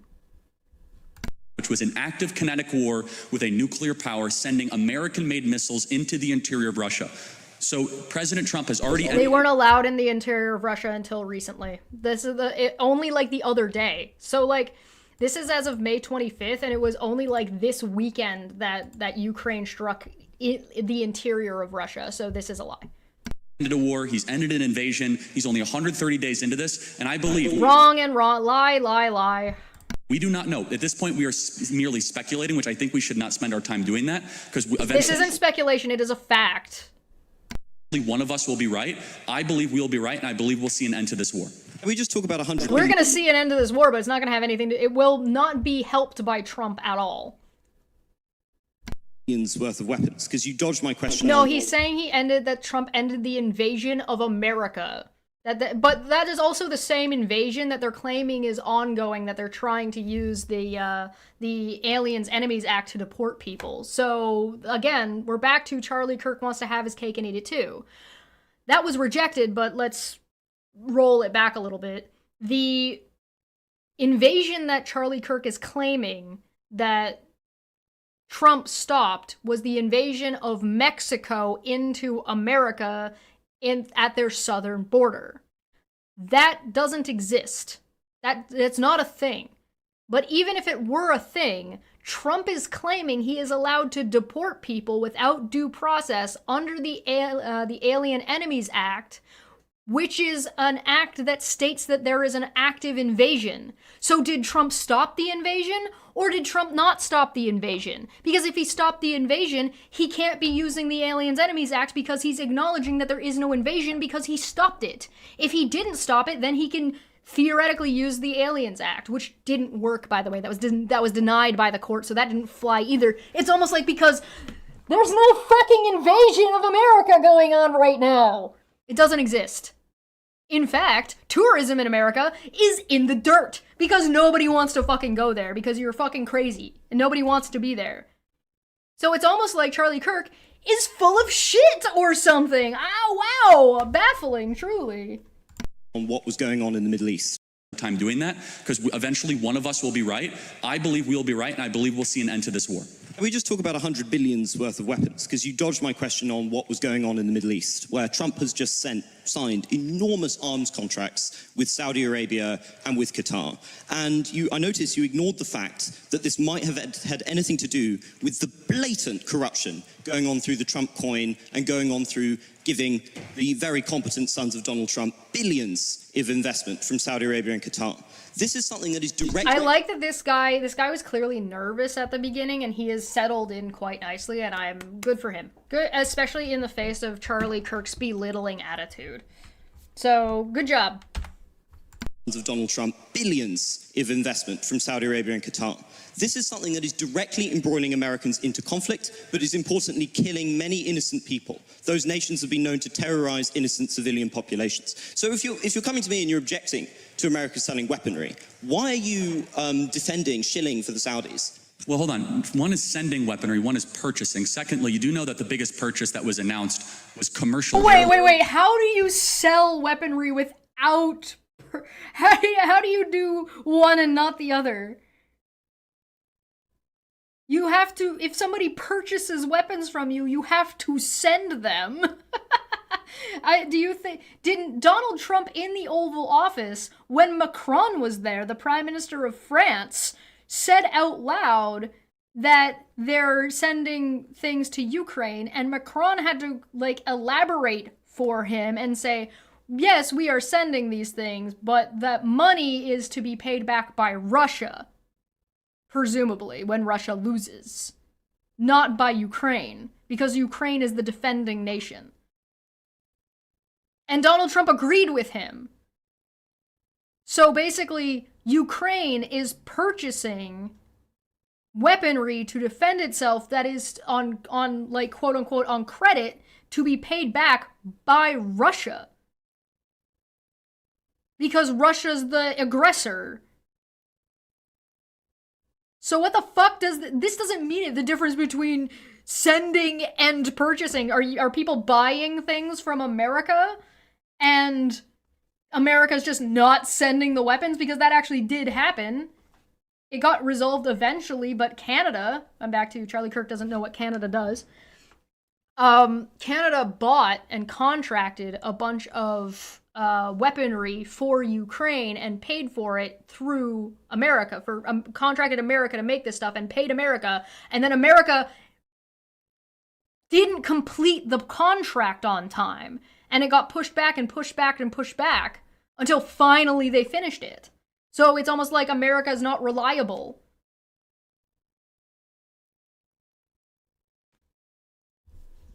Airliner 737. Are you defending shilling for the Saudis? Well, hold on. One is sending weaponry, one is purchasing. Secondly, you do know that the biggest purchase that was announced was commercial airliner 737, $100 billion. We've heard of Qatar Airways. They purchased $100 billion of commercial airways. You are right, there were some weapons contracts, but I guess the question... He's talking about the blatant plane, not the fucking airways, you dipshit. ...is, would you rather have Saudi Arabia buy weapons from America or China? I'd rather they... What?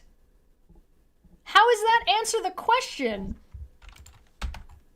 But I guess the question is, would you rather have Saudi Arabia buy weapons from America or China? I'd rather they not have American weaponry at cut price rates. See, I disagree. Let's talk about Qatar for a second. Okay, fine. Because you mentioned Qatar. He didn't let him finish, and it was interrupting him. Because, Charlie Kirk never interrupted anybody in this thing. Did you hear the whole thing?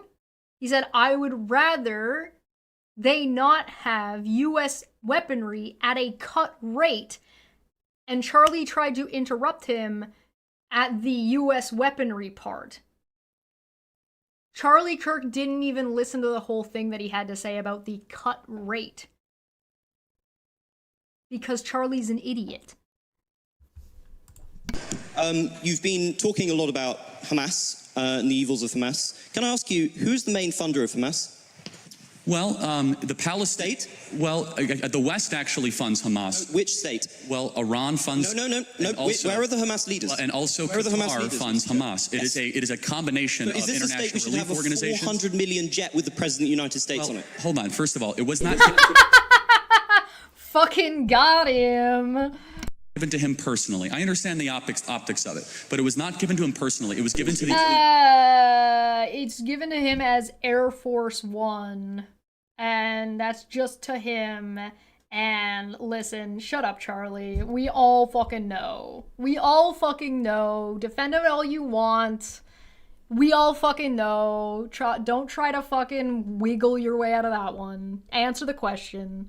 The U.S. government. And under that standard, no U.S. government should ever receive any gifts from any foreign countries whatsoever. It's not given to him.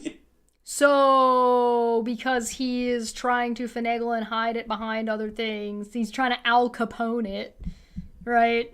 Him personally, and not a violation of the. And why is he trying to transfer it to his personal library? He is actually okay. Again, he sent out. You're lying. This is way too in the weeds. If you want to keep on going, we can. It's in the weeds because I can't accept objective facts, but only operate on objective truth, which is based on what I subjectively observe. Charlie Kirk, cry harder. This dude is doing great. I applaud him. Again, like I said, he was clearly nervous at the beginning. He is doing a very, very good job. It's a fundamental moral principle. Okay, so under that fundamental moral principle then, can you acknowledge, though, that President Trump is getting more done in a less period of time than any president we've seen, while our prior president... No, I don't agree with that at all. Not even a little bit. I guess it depends on how you define getting stuff done. I don't know what that means. What has Donald Trump completed? Did not even know what year he got elected.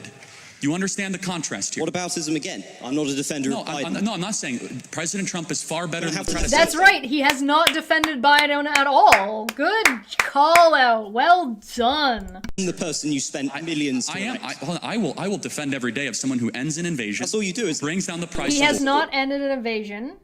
Oil, who is revitalizing the American economy. He has not brought down the price of oil. He has not revitalized, he had definitively not fucking revitalized the American economy. Again, this was May 25th, 2025. He has not done any of these things. He's just dumping to new lies. He moved from lies about conflict into lies about the economy. None of this is true. Who's brokering peace, who stopped the potential nuclear war, who is bringing Iran to the table and bringing Russia to the table, someone who does... Russia literally didn't show up to the fucking table! There was a physical table and Russia wasn't there! What the fuck? Not want armed conflicts with the greatest powers of our time. I will defend that endlessly. Well, I'm gonna defend this thing that is not true endlessly because I work... Because I fucking do the fucking objective truth only.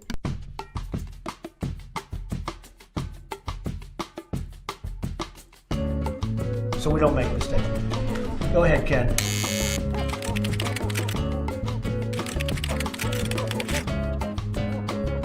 I'm Chuck Canterbury, the National President of Fraternal Order of Police from South Carolina. I'd like to maybe have Matt Blum.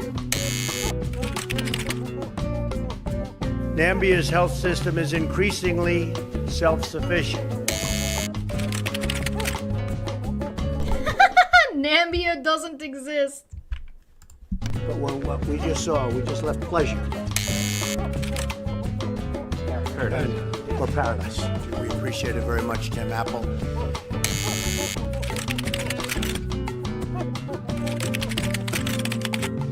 So will Christian ever run for president against you?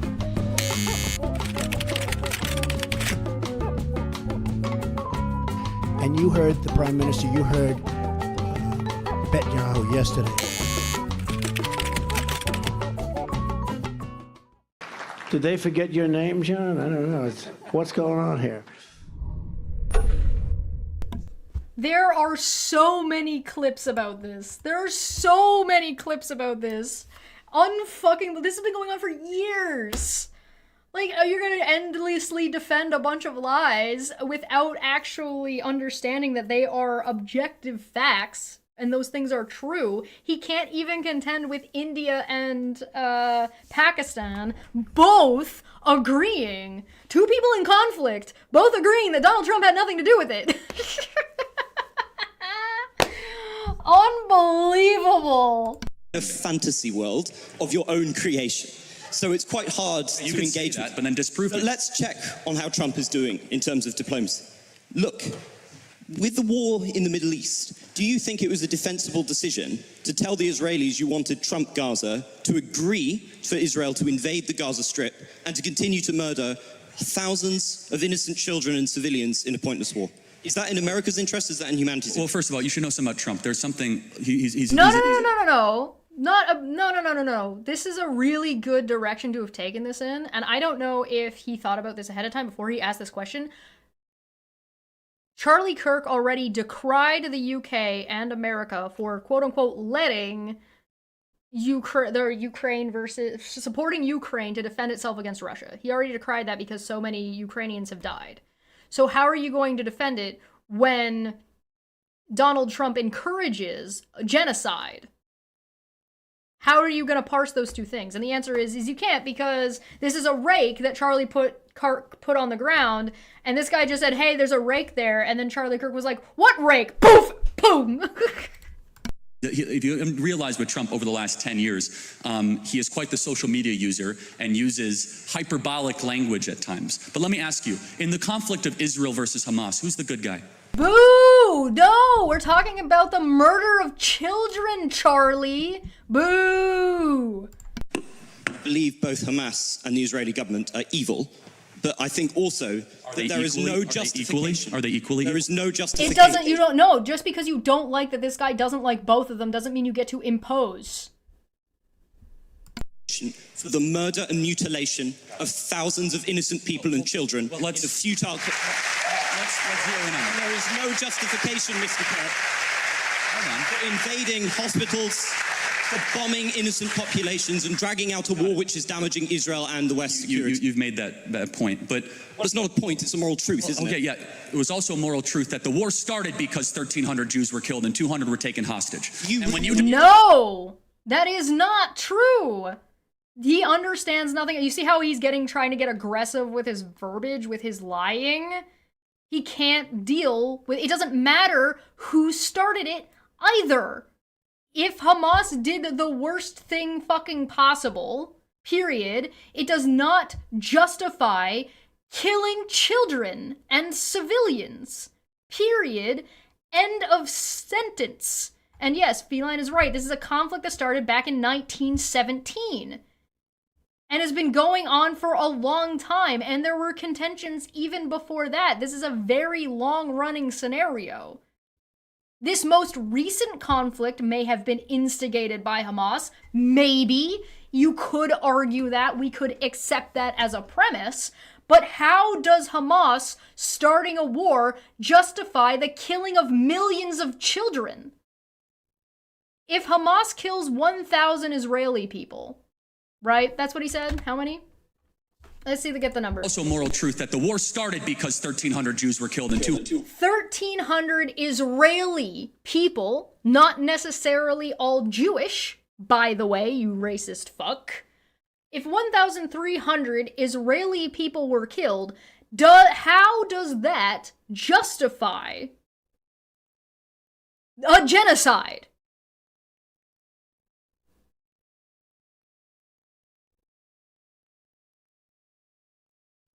How does that justify a genocide? How does that justify murdering children? How does that justify bombing a hospital? It doesn't. The answer is it doesn't. It doesn't justify turning off water, food, not allowing humanitarian aid. It doesn't. It does not justify that. So what, Charlie? So fucking what? 200 were taken hostage. And when you declare war on Israel, expect a firestorm in reaction. Let me finish, I let you talk.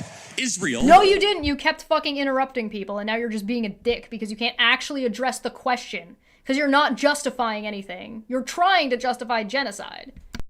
At its holiest day of the calendar year besides Yom Kippur and Rosh Hashanah, Samat Torah, the 50-year anniversary of this... All right, as a Canadian, by the way, we threw grenades disguised as food on Christmas at Nazis. Charlie's very angry. Yeah, he needs to calm down. He seems like he's losing it a little bit. He thinks that if he speaks with more authority, he'll have, like... He's the might makes right. If I yell, it makes me correct. He's very triggered, yeah. Good point. But yeah, as a Canadian, historically, during World War II, we gave canned food to the Germans on Christmas. One year, during like, in trenches. And then the following... That was World War II, right? Or was that World War I? It might have been World War I. I'd have to double check. Anyway, historically, we gave the Germans food one time at Christmas. And so the Germans came out the next Christmas expecting food, and they got bombs and cans filled with bombs and nails. If you want to talk about what is and is not acceptable during wartime, you'll have to check off the Geneva checklist. So, Charlie, go ahead and go get me a Geneva checklist and go check off the number of war crimes have been committed by the Palestinian people. And then go ahead and check off the number of war crimes committed by the Palestinian army, which doesn't exist. And go get the Israeli army and go find how many they've done. World War I, thank you for the correction. So go ahead. You get back to me on that. If you want to compare war crimes, if you want to compare a bombing, I do not think that the death of 1,000 people justifies carpet bombing children. And if you think that's true, it's ironic that you want to stand on a moral high ground, you piece of absolute fucking garbage.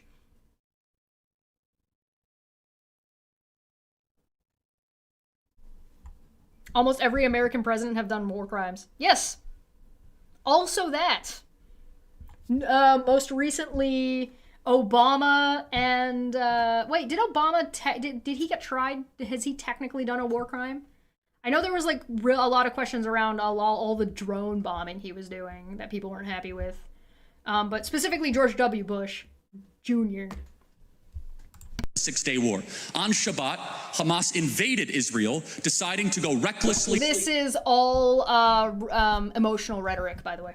...to music concerts, to homes, to kibbutzes, and taking 200-plus hostages. They knew what they were doing. In one of the most cloistered... Yes, and how does that justify bombing the shit out of children?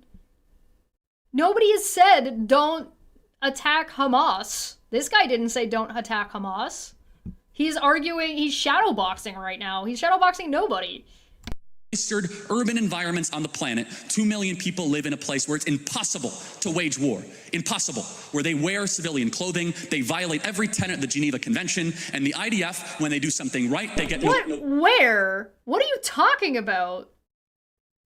They violate every tenet of the Geneva Convention? So surely you have a list and citations, right? Credit. When they do life-saving surgeries of a Gazan child, they get no credit. When they drop leaflets, they get no credit. But when they happen to bomb a place where they are operating their military from, which we now know from third-party verified sources, hundreds of Hamas military operations are in Moscow. That's a lie that was touted by Benjamin Netanyahu, a war criminal with a warrant. And yes, he did say tenant, as if, like, yeah, talking about hyperbolic language, yeah. Schools and hospitals. I'm sorry, the country where they were living in relative peace on October 6th, that all of a I would sudden... like to remind you that Israeli forces recently were shooting at Canadians, diplomats that were there on a tour. We had a war, and Hamas started the war, and I don't see people that That's were really... not true. I remind you again, 1917.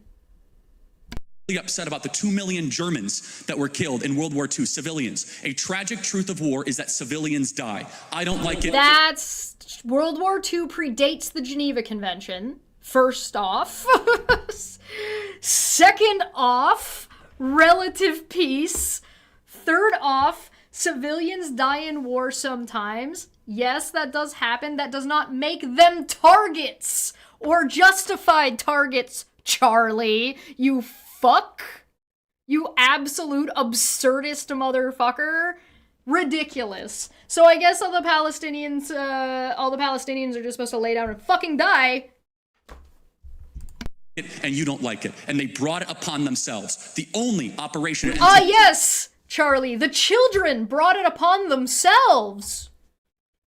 Those people sick in the hospital brought it upon themselves. Yeah, definitely. This isn't disgusting and unhinged screaming about justifying the murder of children. And yes, I'm saying murder because genocide is murder, i.e. unjustified killing. You will notice, particularly with Canada and its notorious history of inventing war crimes, that Canada also has an incredible reputation during war of being incredibly kind and helpful to civilians.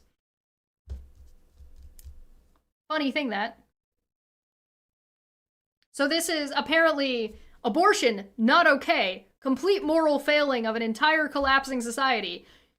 Bombing children, perfectly fine. Perfectly okay. No issue here, everybody. Totally fine. The blame is the leadership of Hamas, not the Israeli government, for fighting this defensive war after they were invaded. It is not a defensive war, and who's ever clapping needs to be taken outside. I'm no defender of the terrible pogrom that was launched against Jews on that day. But the justification for the death of innocents cannot be an infinite cycle of bloodlust. It cannot be killing tens of thousands of innocent civilians with a war with no end in sight, people who are not complicit in those atrocities. It cannot be bombing hospitals which children use. It cannot be bombing hospitals in which cancer patients are dying and starving in there. The deaths that have been inflicted, nobody knows the true toll, but somewhere between 50 and 100,000 people lie dead under the rubble. And what is left for Gaza except for to continue to suffer under Hamas? Because it turns out Netanyahu's political strategy has not worked. It has entrenched Hamas within the territories. To be a Christian, I would have thought, Mr. Kirk, would never have involved suggesting that the price for an atrocity must be an infinite cycle of bloodlust, that innocent people and the young population must be killed to avenge some kind of providential quest. How can you call yourself a Christian? Well, you just did. I want to make sure we get our moral clarity. He did just say that. He said the killing of children was justified and the starving of children, because these kids aren't getting, like, mercy killed. These kids are starving. They're dying from starvation. They're starving from not having food and water and shelter. They are being starved out. They're not letting humanitarian aid in. And yes, he's interrupting again. Straight before we proceed. No one likes what's happening in Gaza. No one with a heart. You like what is happening in Gaza. We just listened to you bloviate about it. And you, as if you were applauding what Netanyahu was doing. That is you liking what he is doing. Or a soul or a mind likes when kids die. But you must understand who started the conflict so that you could end it correctly. And until... And how is Netanyahu ending the conflict? By genociding Palestine.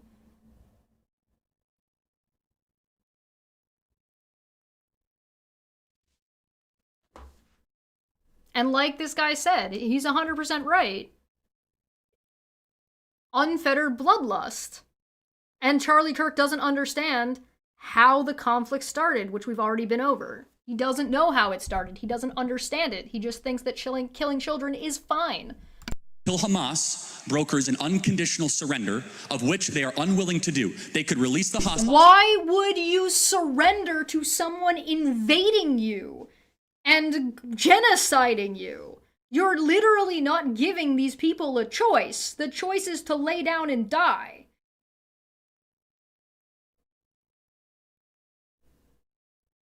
They've all released the hostages. They've already talked about releasing some of them at a time. Netanyahu has broken any ceasefire. America has vetoed any UN attempts at ceasefires and pressure, to the point where Canada, France, and the UK spoke on their own and threatened Israel.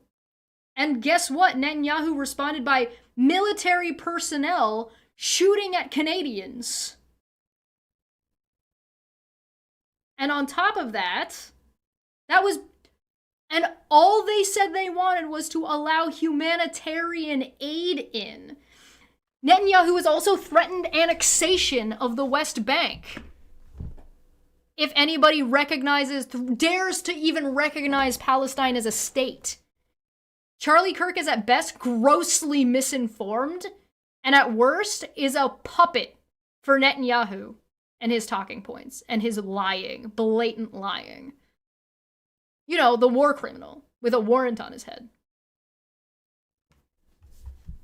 Hostages and drop their weapons, and their lives would be spared. Instead, they would not. How do you guarantee that? How do you guarantee that? Because every time they've tried, they've been mowed down. And the ceasefire has been broken by Israel. using children of Gaza as cannon fodder, financed by... No! Israel is using the children as target practice. Iranian mullahs and dragging the entire world into this conflict. So I don't even know what we're debating at this point, other than I believe that I believe the facts. Israel was unconditionally attacked. Not true. That's a lie. That's not a fact. On October 7th, they're responding in kind. And I would just ask you a very simple... That is not true. If they were responding in kind, they would have killed somewhere around 2,000 people. If it was going to be an eye for an eye, which is what he's purporting to say is justified, then you would have killed no more than 5,000 people maximum. Maximum. Because you have 1,300 and then 200 taken. If you went anywhere above, realistically, you shouldn't be going above 3,000 people if you wanted to eye for an eye this. You don't think he believes this? No, I think he's just bloviating. Moral question. How should Israel have responded? Not with... How about something similar to the way India responded to Pakistan? How about that? How about not the way that America responded to 9/11? That wasn't a very good way to respond to that either, actually, now that I'm thinking about it. There's a little bit of a parallel there, isn't it? Lying to everybody about what's going on and trying to drag the world into a war. America, sound familiar? So a bunch of civilians could die to root out terrorism, which didn't work. It's almost like we've done this song and dance before. And the reason America wants to justify Israel is so it can feel better about itself when it tried to do this against Afghanistan. Funny thing, that prick. The blanket carpet bombing of a city, not with bombing hospitals. Of course, some kind of military operation might have been necessary, but not murder on this scale. There is no justification for what is happening with the enormous death toll that is being produced. I really cannot see how you come here and you have the gall to lecture us on Christian morality and then sit here and justify the murder of thousands of civilians. And is it working, Mr. Kirk? Is Hamas dismantled? I've never said that. You just did. Yes, you did. Well, no, this is your whole in thing. war, these are called casualties of a war. Charlie's not even he's not paying attention, and he interrupted again. Yep, Mr. fucking Liey McLiar face. We're going to need to stop bringing this again. to close. I'm not going to justify every military maneuver of a That's not what anybody's talking about. He's dodging. 1,000-person army. Instead, what I will do is I'll be clear that there is a good guy and there is a bad guy. And the bad guy is the guy doing the genocide. And the bad guy is Charlie Kirk, who's trying to lump the Palestinian people together in with a group that did a terrorist attack. It's the same kind of problematic thing where Americans lumped Muslims in all Muslims in with the 9/11 terrorists. Sniper shots to the chest and head of children, that's casualties of war. Yeah, that's not a military maneuver. Correct. He's just lying. He's just lying. He's been lying ever since this guy stood up and started talking. He got absolutely rolled by that woman. He didn't know what to do or how to handle it, so he's jumped to just lying on lie on top of lie on top of lie, and it's just all scripted. That's why he's disengaged. Honestly, isn't that the morality of a child? Well, hold on.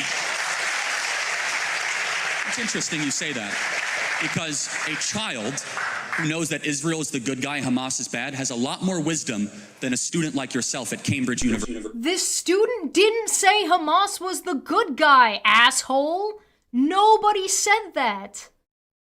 Wow, Charlie, you absolute piece of shit. And what if that child is Palestinian? Oh, get shot, I guess. And yeah, ad hominem. Absolutely. Fucking wow, Charlie.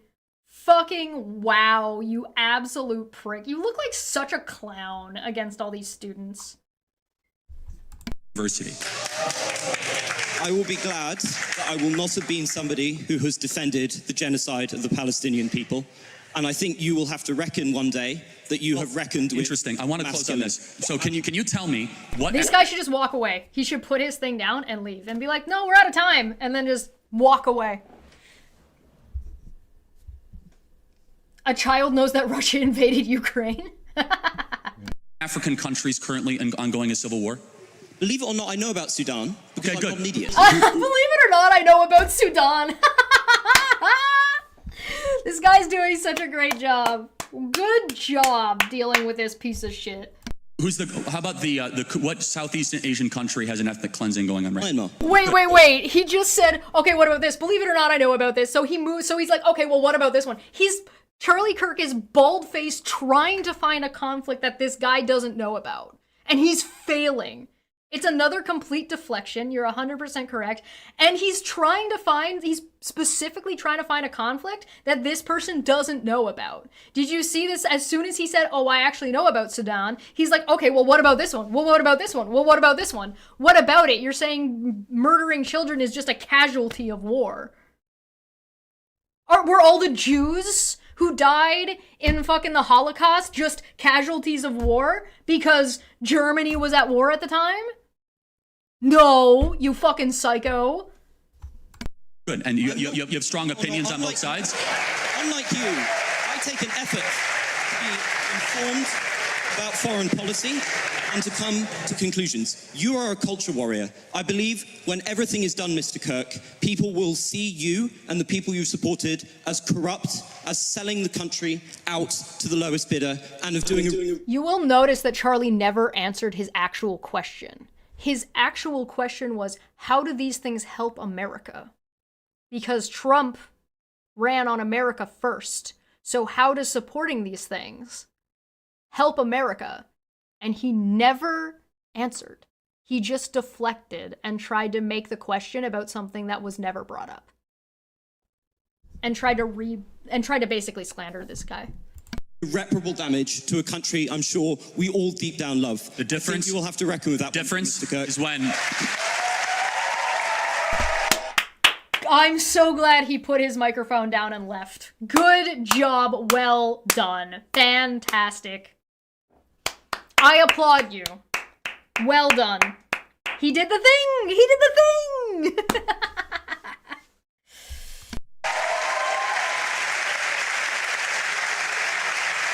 Oh, look at how bad Charlie Kirk looks when he doesn't get the last word. Oh, so sad.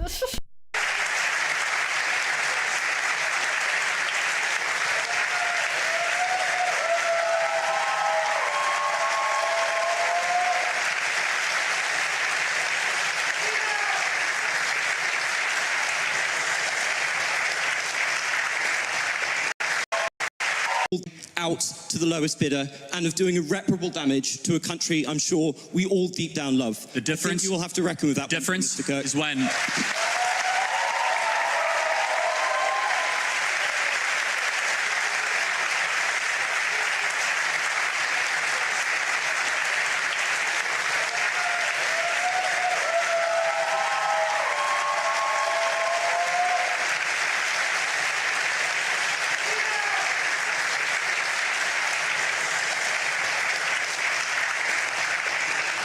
The difference. I think that he still tries to have the last word. He's talking to nobody. He's talking to an empty space. Jesus Christ, Charlie, have some fucking, like, pride.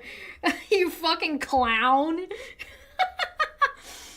There is something that Gio said to me while I was talking with him about fascism and what is fascism and recognizing fascism in America, which is over on Debate Hub, and I recommend going and checking it out if you can when you got some time. But there's something that he said, and he said that there are people who voted for and were very gung-ho for the National Socialist, the Nazis, the Hitler Nazis specifically. And they weren't able to live with themselves after they saw what's going on. And there are people in America right now who are like Charlie Kirk, or who follow Charlie Kirk, who are supporting this, and it is devastating their country. And some of them are starting to notice, and some of them haven't noticed yet. I think that what happened in Germany and what happened to those people who supported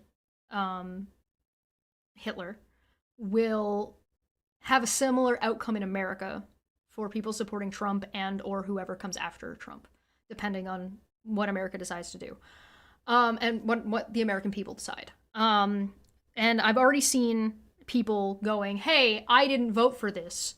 And it's like, no, your hatred and your chosen ignorance your hatred enabled you to justify your ignorance, and blinded you to facts of the matter and the obvious outcomes, and enabled you to blind yourself and cover your ears to what everyone knew was going to happen.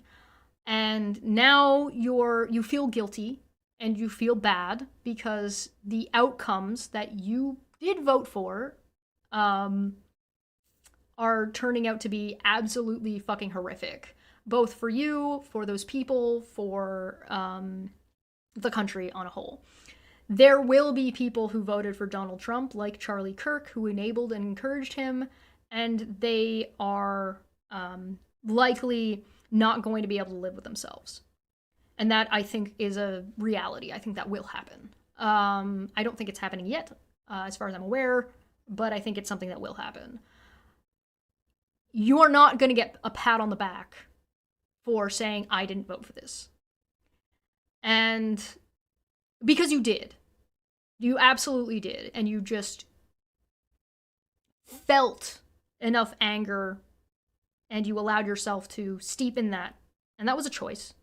That was a decision that you made. You chose to be ignorant. You chose not to listen. You chose to not look at objective facts of the matter. And chose to be emotionally triggered over a culture war, a fake culture war, needless to say, rather than, and vote to harm other people than to protect the ideals of America, and chose to vote in what I would say is an anti-democratic, anti-American direction. If you feel guilty about that, you should. If you feel bad about that, you should. You should feel bad about that. Now do something about it. You're the party of pull yourself up by your bootstraps. You're the party of go and do something about it. And facts don't care about your feelings, so man up and do something. If you're one of these people who's like, I didn't vote for it, stop trying to fucking guilt people and stop trying to get a pat on the back and stop trying to get people to emotionally support you, which you said isn't something that matters, and do something.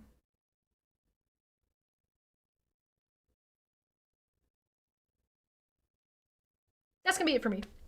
We're gonna move on to Charlie Kirk's gaslighting after this, but tomorrow we're talking about something else. What are we talking about tomorrow? Tomorrow, what is happening tomorrow? Nope. Tomorrow is... Oh, yes, Canada's housing report. So if you're interested in Canadian... Wait, is that tomorrow or is that Wednesday? June 4th. That's Wednesday. I don't know what we're doing tomorrow. Something's happening tomorrow. I'm not sure. I'll figure it out. But we are going to be looking at Charlie Kirk's spin, where he tries to spin this, tries to turn it around and sell clips to people on YouTube, because this is what we're really here for. We're really here to kind of look at this right-wing grift that he's going to do after being royally fucking embarrassed at Cambridge and getting absolutely rolled by pretty much everyone to varying degrees. I applaud the people who tried to confront him. I think, for the most part, they all did a very good job. I think Charlie Kirk looks like an absolute fool when you take him out of the right-wing American ecosphere, and anytime any of these people try to exist in a space that includes not America, as if those are places that exist, and sometimes there's nuance there. So we're going to look at that soon. Thank you so much for joining me. I'm going to get on out of here. And I'm not going to let Charlie Kirk have the last word on that. So, thank you so much for joining me. I'm going to get on out of here. Like, share, subscribe. Feel free to support by becoming a member. It's like a whole $1. So, thank you so much. And I will see you, and check out Debate Hub. And I will see you tomorrow. Bye-bye.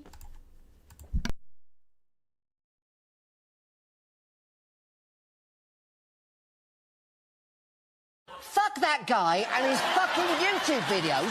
Stop listening to a man who doesn't know what the fuck he's talking about, you idiots!